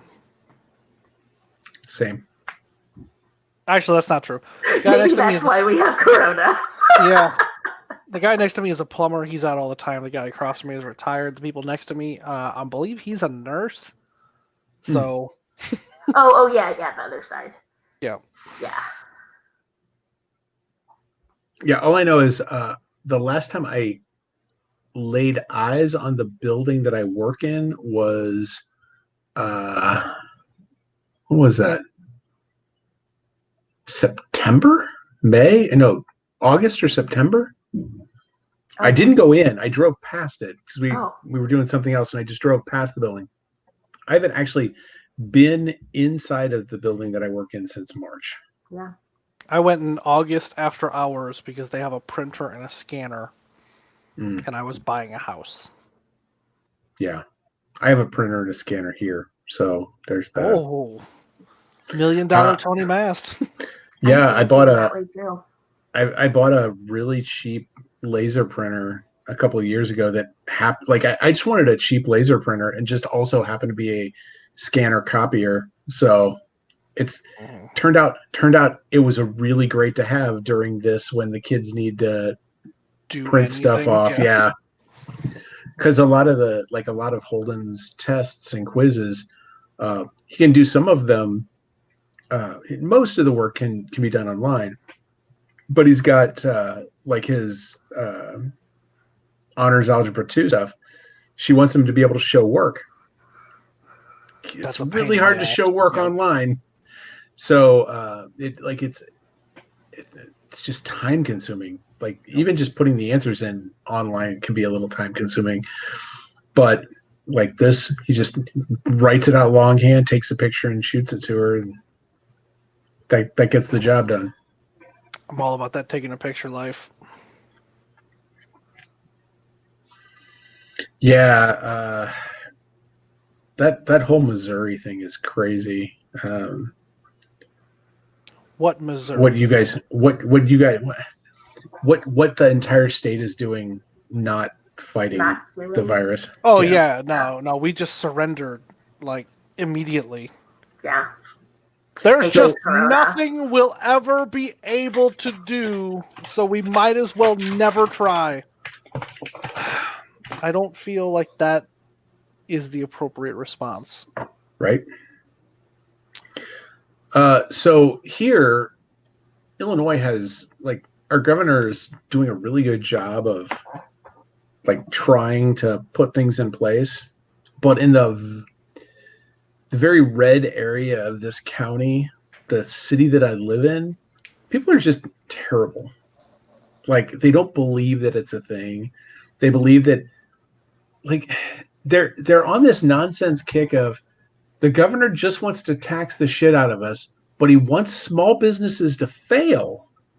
So that's why the mandates are going into effect that you shouldn't eat out, because he wants small businesses to fail for tax money. Like the leaps in logic are just insane.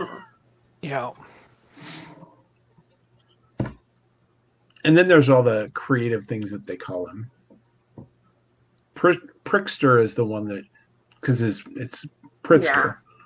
So Yeah, no, Prickster is the I one mean, that's pretty easy. Yeah. that's the easy one. That's That the does lazy itself. one. Yeah. That's the lazy one. The more bold ones that we'll post, we'll call him Shitsker,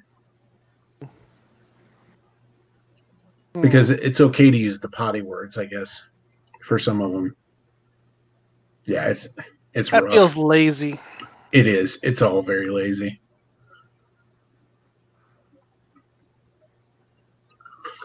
That, and they'll use photos of him at when he does press conferences.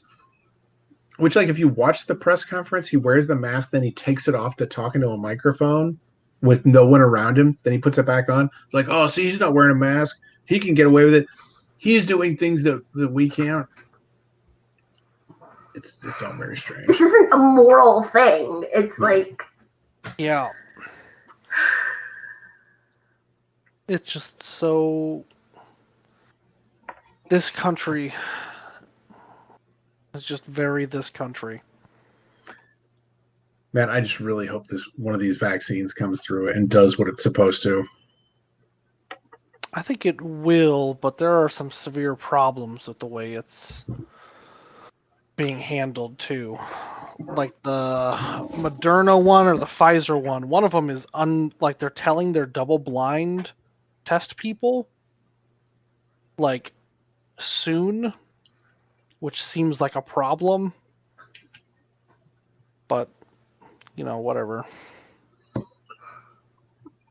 I mean, if they're confident in it, it's just a matter of getting the FDA approval. And I think Moderna and Pfizer both filed for the fast-tracked FDA approval process. So I believe so. It is going to be a reality before the end of the year for like healthcare workers, and then just as much as which is fine. Yeah, which is fine. Like, it's not like we just didn't hang them out to dry for 10 months. Right. So, yeah, at this point, I kind of think that it's going to be. I think I might be out of the office for a full year. Yeah. And really, I mean, selfishly, I hope that there's something by March, just because birthday, Mardi Gras.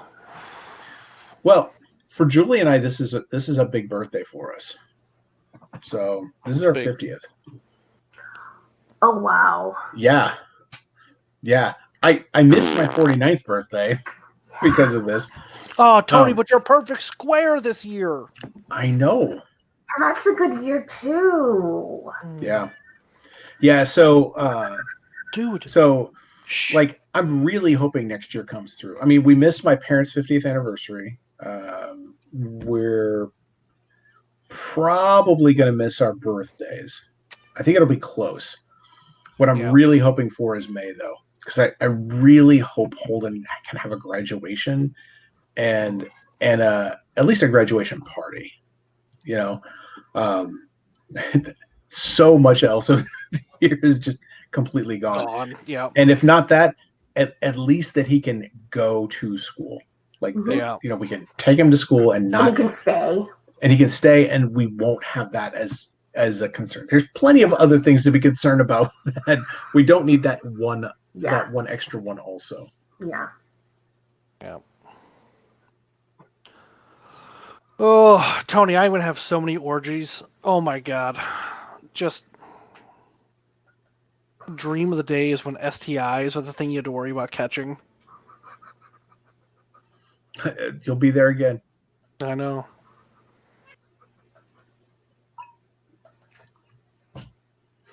Yeah, Lena, let's talk about age for a minute.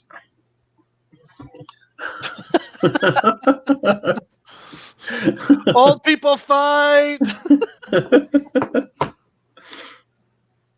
Yeah, I was thinking this year if we actually are able to have birthdays, we have to celebrate double. Oh yeah. Yeah. Because it looks like if the mass production and distribution of the vaccines doesn't actually hit until March, we'll actually have a full year of people skipping stuff. So Yep. Double birthdays, double anniversaries, just double it up. All, yeah, just get it all done. Yeah, I'll be looking to double up on Sausage Fest next year also. If Archon even happens. I think as long as we're able to go safely, it'll happen. Really, I thought the whole finance situation was tenuous at best. I think from what I understand, the fact that their contracts were all pushed, my understanding is they just postponed all the contracts for a year. Yeah. So they didn't actually have to pay for any of that stuff. That's nice. I believe that's the case, and I don't know if that's just somebody told you that telling nice stories about that, but my understanding was that was what it was, that they were able to push all those contracts for a year and that they're still honored for the same weekends and everything. Mm-hmm. And what you got to figure is a lot of people paid in advance. I mean, me being one of them, I was buy mine the year before. I might have done that too. It's just cheaper. And they're like, okay, yeah, if you don't think you're going to be able to make it, if you need the money back for whatever reason, we'll refund your money. I'm like, I'll go next year, so I might as well just let you guys hold on to it for another year. Plus, I mean, at that point, they probably need it more than I do. That $45, whatever. Yeah, I didn't even know. Oh shit! I might have bought a badge already. I don't even remember.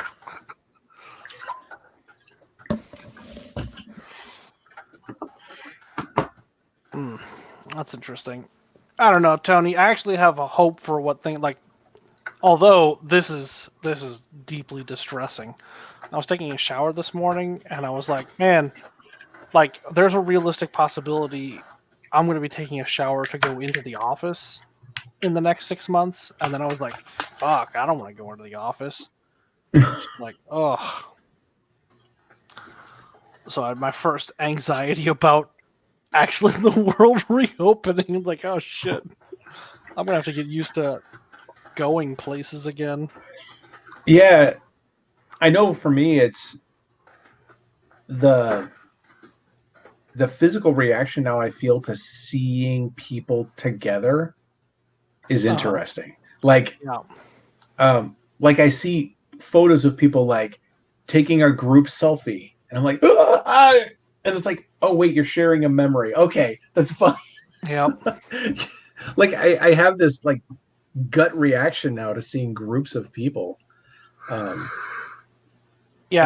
just watched 6 seasons of Superstore. And it's just like people are standing next to each other talking, and it's awkward. Yeah, I'm starting to wince when I see that in movies. Like, Mm-hmm. oh, y'all are awfully close. This is gross. Yeah. Yeah, Like, I can tell I'm like developing like a mild phobia of. Mm-hmm. Yeah, the dude works a customer service desk, and people walk up to it and just talk to him without a mask on. Like, ugh, Yeah. stop. But then, their 6th season is Corona. Yeah. So, Yeah, we just started watching that. yeah, it's like all the jokes you knew. All the things you already knew about working at Walmart during a pandemic. So.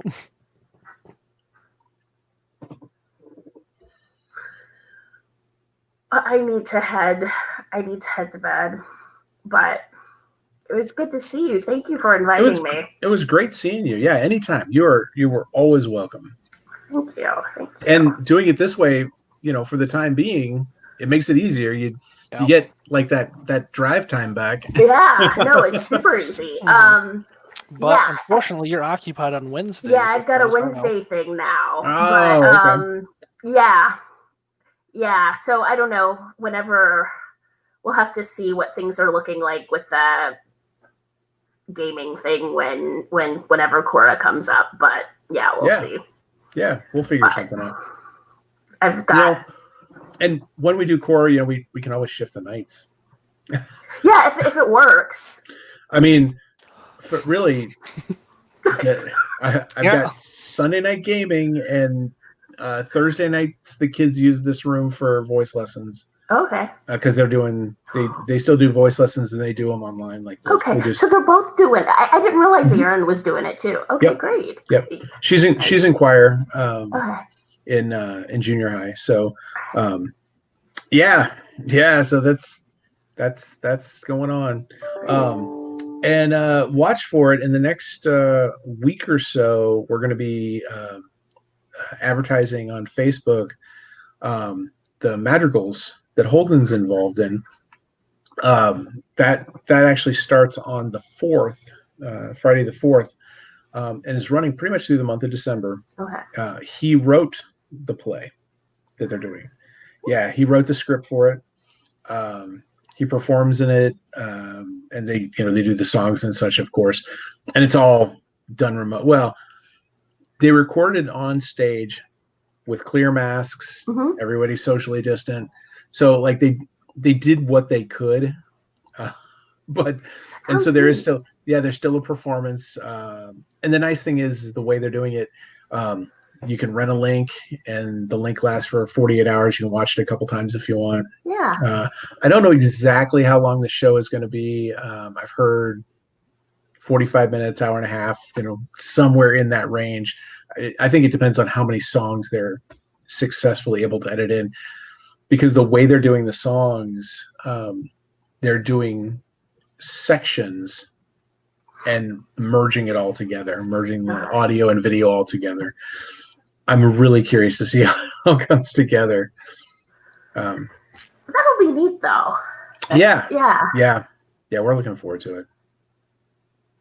Well, have a good night. Talk to you later. Good night. Happy Thanksgiving. Bye-bye. Happy Thanksgiving. Happy T.Hanks.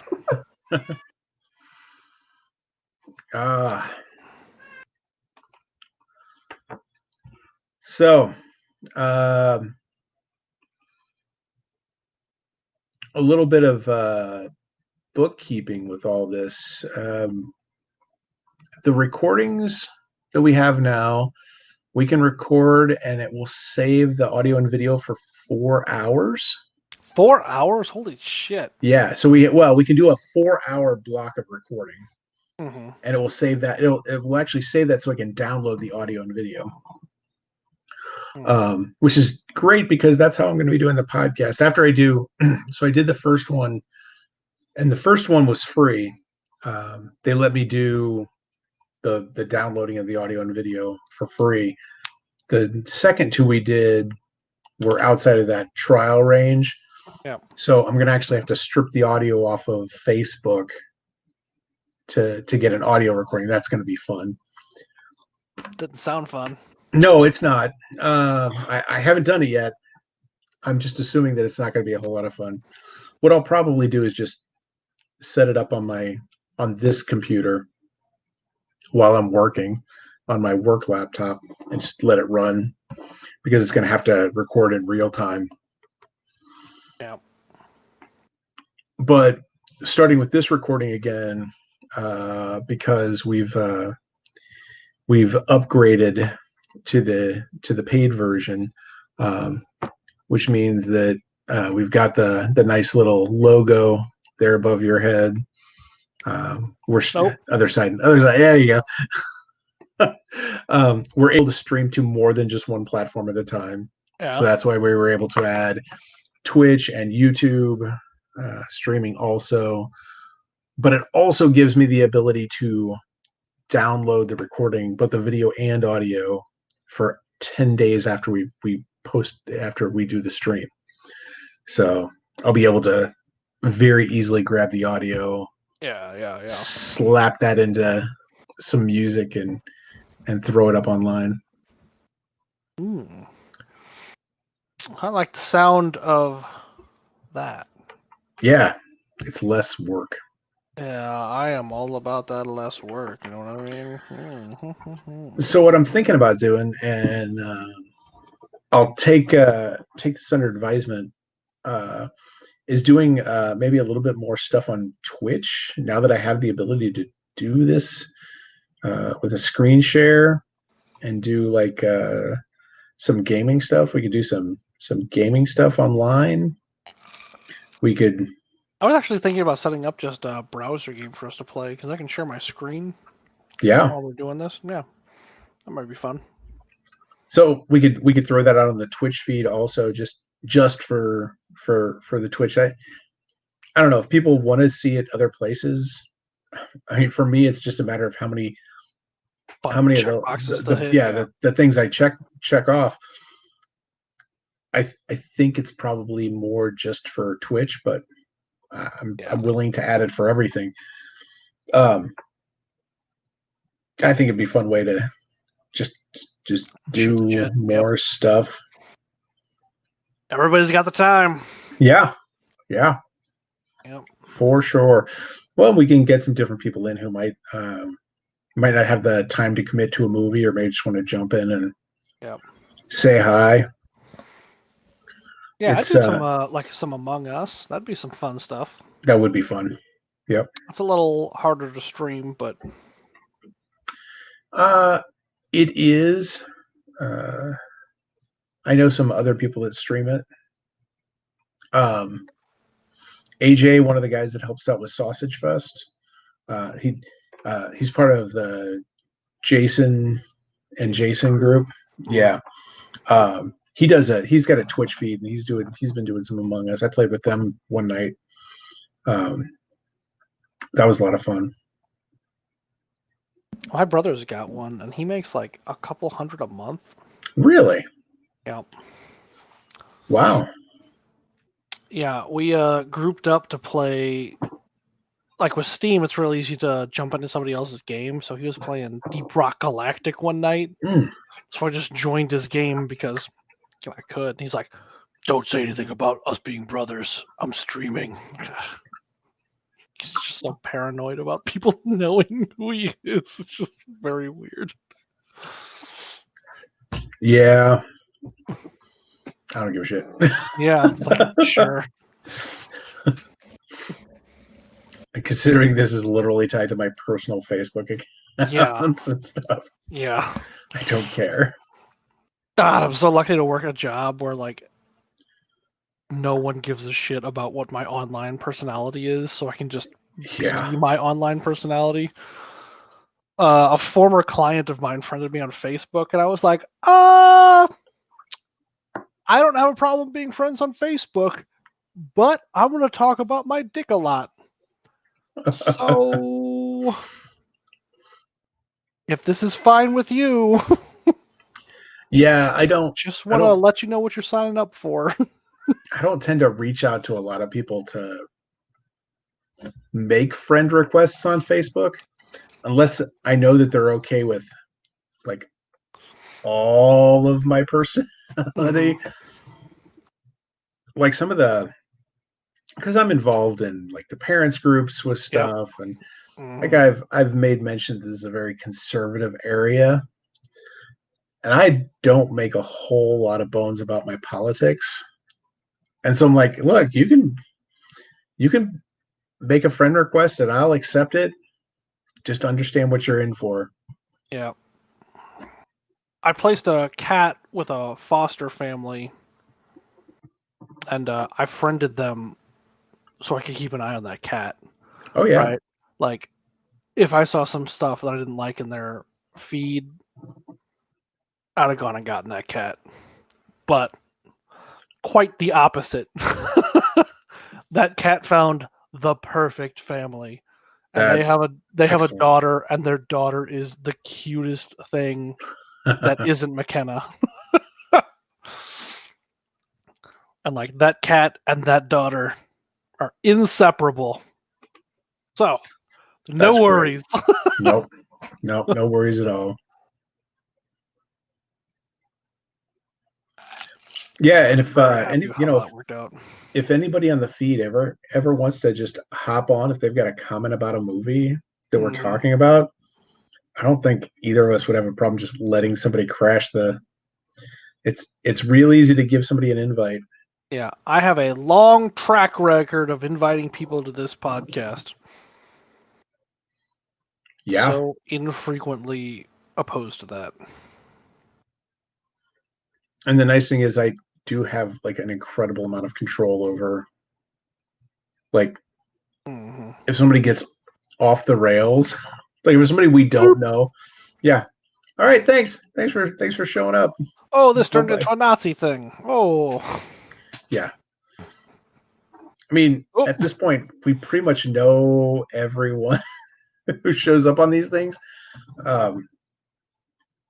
But yeah, I have no problem if somebody wants to take umbrage with something that's being said, or has some other little insight to something we're talking about.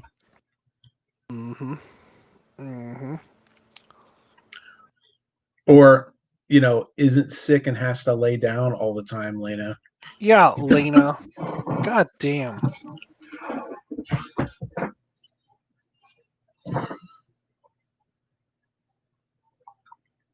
Oh, speaking of Letterkenny, that new season comes out in a month. I mean, there's so much shit coming out the next month. Letterkenny, Big Mouth. There was one more thing. Oh, I gotta poop it out of my brain. Oh, I don't remember what it is. Yeah, I'm not sure. I got memory constipation. Yeah, Big Mouth's on like the 4th, isn't it? Yeah, no, it's coming up soon. I think it's the same day that Holden's Madrigals is starting to stream. Yeah, we miss you. Yeah. Admittedly, Lena, I miss a lot of people, but that's because I can't see anyone. Yeah. What is your deal, Romeo? What is going on? Wow. I don't know what the fuck your deal is. You sleep all day, you're awake for like 45 minutes, and the entire 45 minutes you gotta yowl at me. Lay down. Lay down. Butthead. Yes, Letterkenny is the 26th of December. The 26th of December? That's a weird release date. It's because Crave TV has first rights. Yeah. And they're releasing it on the 25th. So Hulu gets it on the 26th. Oh. Yeah. I mean, the 25th is a weird date, too. Christmas is a weird release date. That's when Wonder Woman comes out on streaming. What? Yeah. Wonder Woman 84 is going to stream. It's going to be in theaters and stream on Christmas Day. That's weird. I mean, HBO Max. That's weird. Yeah, HBO Max. No additional charge. Really? Yeah. Oh, that's fucked up. Yeah, I was shocked. I thought they were going to do something like Disney did with Mulan, where like you have to have Disney Plus and then you pay extra for Mulan. Mm-hmm. No, they're just. It's going to be on HBO Max. You just get it on Christmas Day. Huh. Well, I have that. Yeah. I'm gonna have to reflect on that. I'm surprised too, but I would be less surprised about Marvel doing that with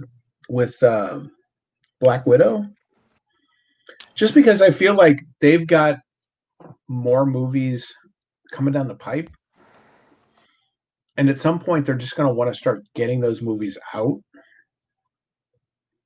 Yeah, but now it's a weird time. They've announced the vaccine, so like, it's all just gonna be a matter of.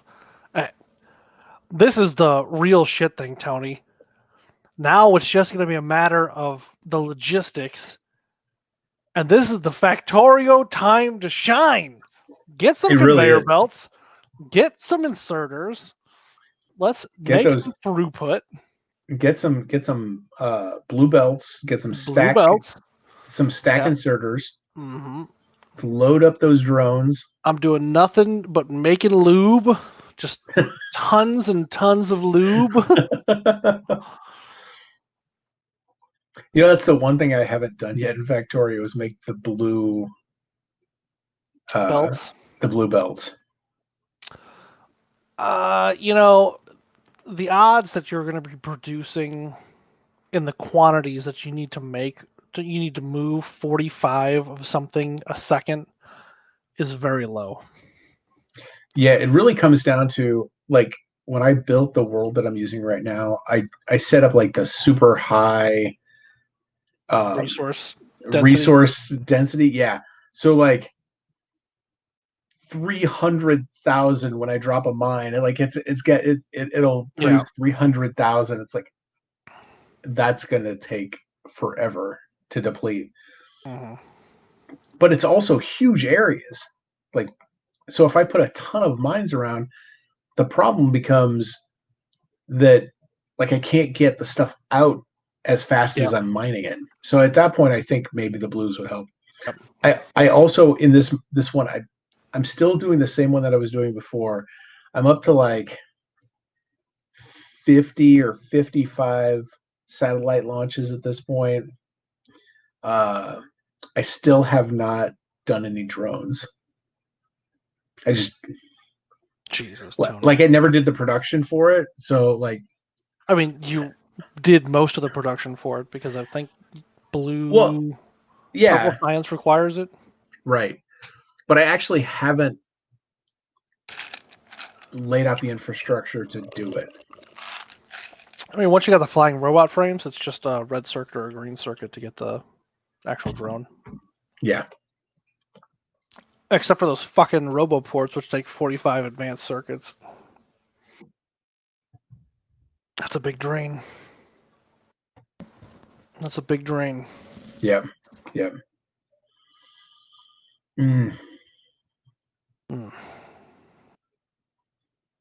I've been debating starting a new map. Like something like at this point I'm like I want to just get to 100 satellite launches. Like there's just something about that nice round number. But it's going to take a while.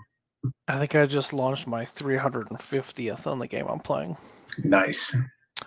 But that game was specifically so I could make blueprints of like more efficient, high production things. Like that's basically all I was doing with it. And now I built a bunch of stuff and I'm like waiting on 3,000 some odd per like productivity modules or something. So it's like, oh wow, yeah, it's never gonna happen. Yeah, I'm to the point where like one of the things that I had never really done before in recent time was all the nuclear stuff. Yeah. And like I didn't even know how. Like I didn't know what resources I need, and I didn't know how to do the layouts of it. Um, like I found this really nice, deep, rich vein of uranium. Like start building everything there, and it's like, oh, I need sulfuric acid. I didn't know I needed that. That's the worst. Shit, and it's nowhere near here. So I set up a train, just train some of that down. Just trains everywhere. Yep. Mm-hmm. Yeah, it took me a few minutes to it took me a day or two to really work out the logistics of it. The train goes down and brings sulfur, the sulfuric acid, and the train goes back with the uranium. I don't even know what they're called, like the fuel cells. Everything all right there? I hear music. That's weird. I don't. I shouldn't hear music. Do you have a different tab? Is it like in your house or is it in your headphones? No, the headphones are only my VoIP, like my video and chat stuff. Everything else goes through my speakers, and I have those turned off because no, the music is not coming from. It's not coming from inside the house. It's coming from inside the house. It's coming from somewhere else, and I don't know what that somewhere else is. But all right, well, whatever. It's gone now. It's gone now. Yeah, no, trains are the best.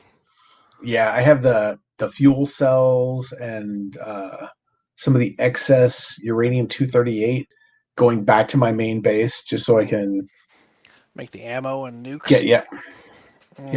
I haven't made the nukes yet. Not yet. I thought I had the right stuff to make the nukes, and I realized I did not. I use a shitload of nukes. Not because I have a couple mods on there that give me bigger armor sets, so I have larger grids. So I've got a shitload of shields and lasers, but like it's just faster to nuke an area than anything else. Like it's just very fast. It was super satisfying when I built that Spidertron and loaded it up with the rockets, the high explosive rockets, and just walked into a base and just the rockets just flooding in and clearing the base out. That was there was something incredibly satisfying about that. Yeah, you don't even have to be in it. Yeah. Oh, don't even have to be in it. I was though, because I liked that. I liked being in it and just wading into the thick of it. Yeah.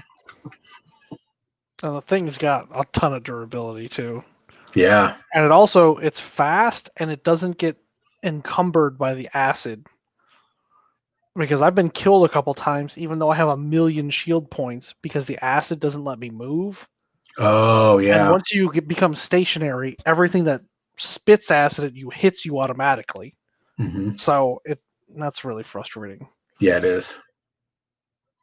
Yeah, there's been a few times where I walked into a particularly big base and I left my Spidertron just outside of range and just walked into it and let my personal lasers and stuff clear most of it out.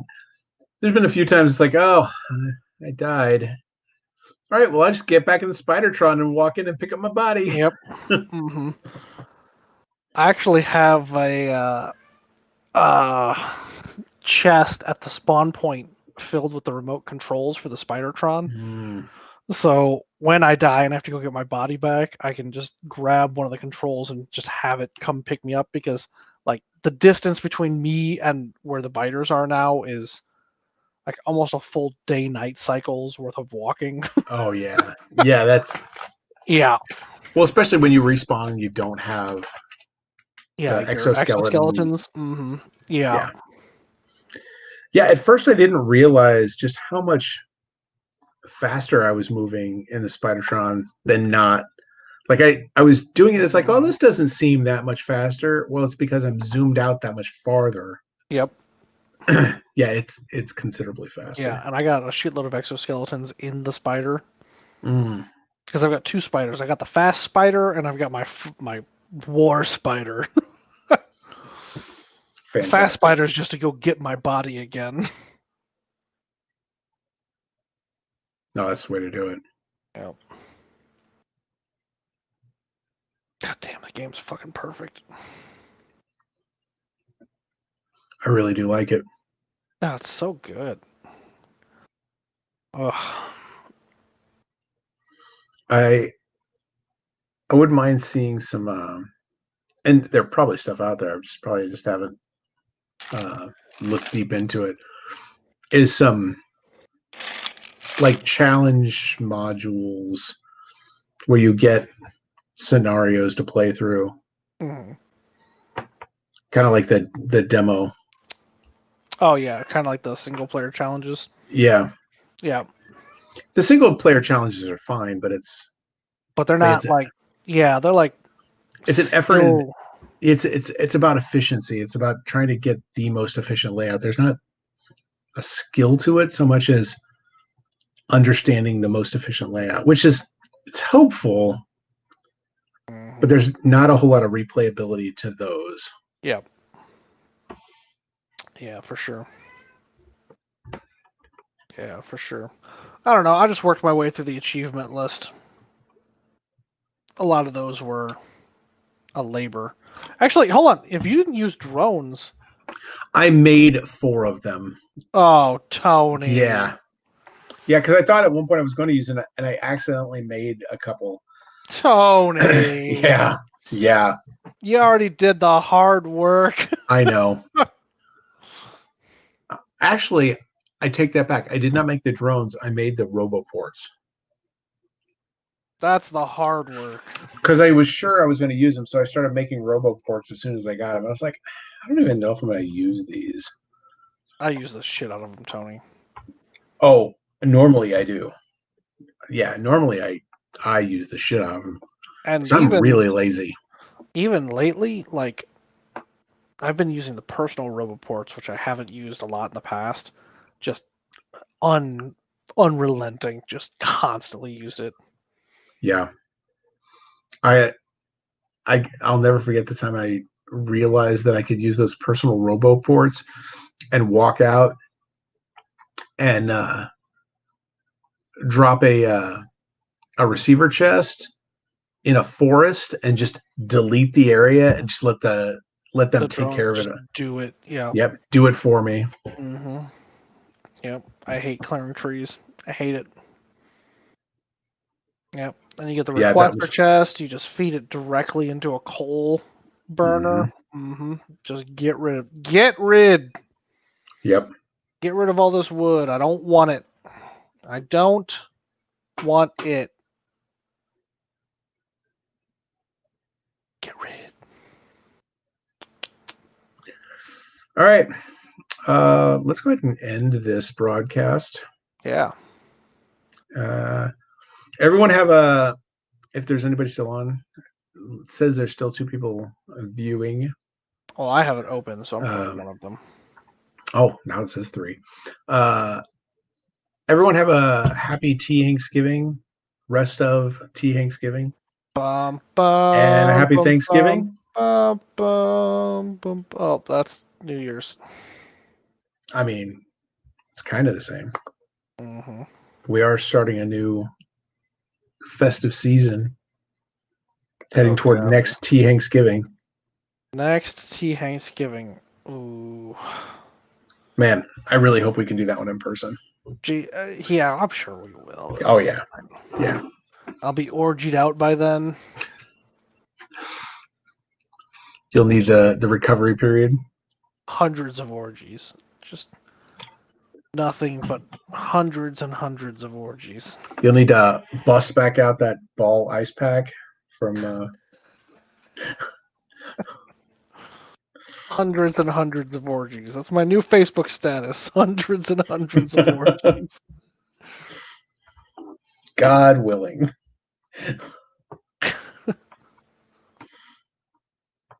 All right, man. Happy Thanksgiving to you and to your family. And have a good night, man. Yeah, you See ya. See ya.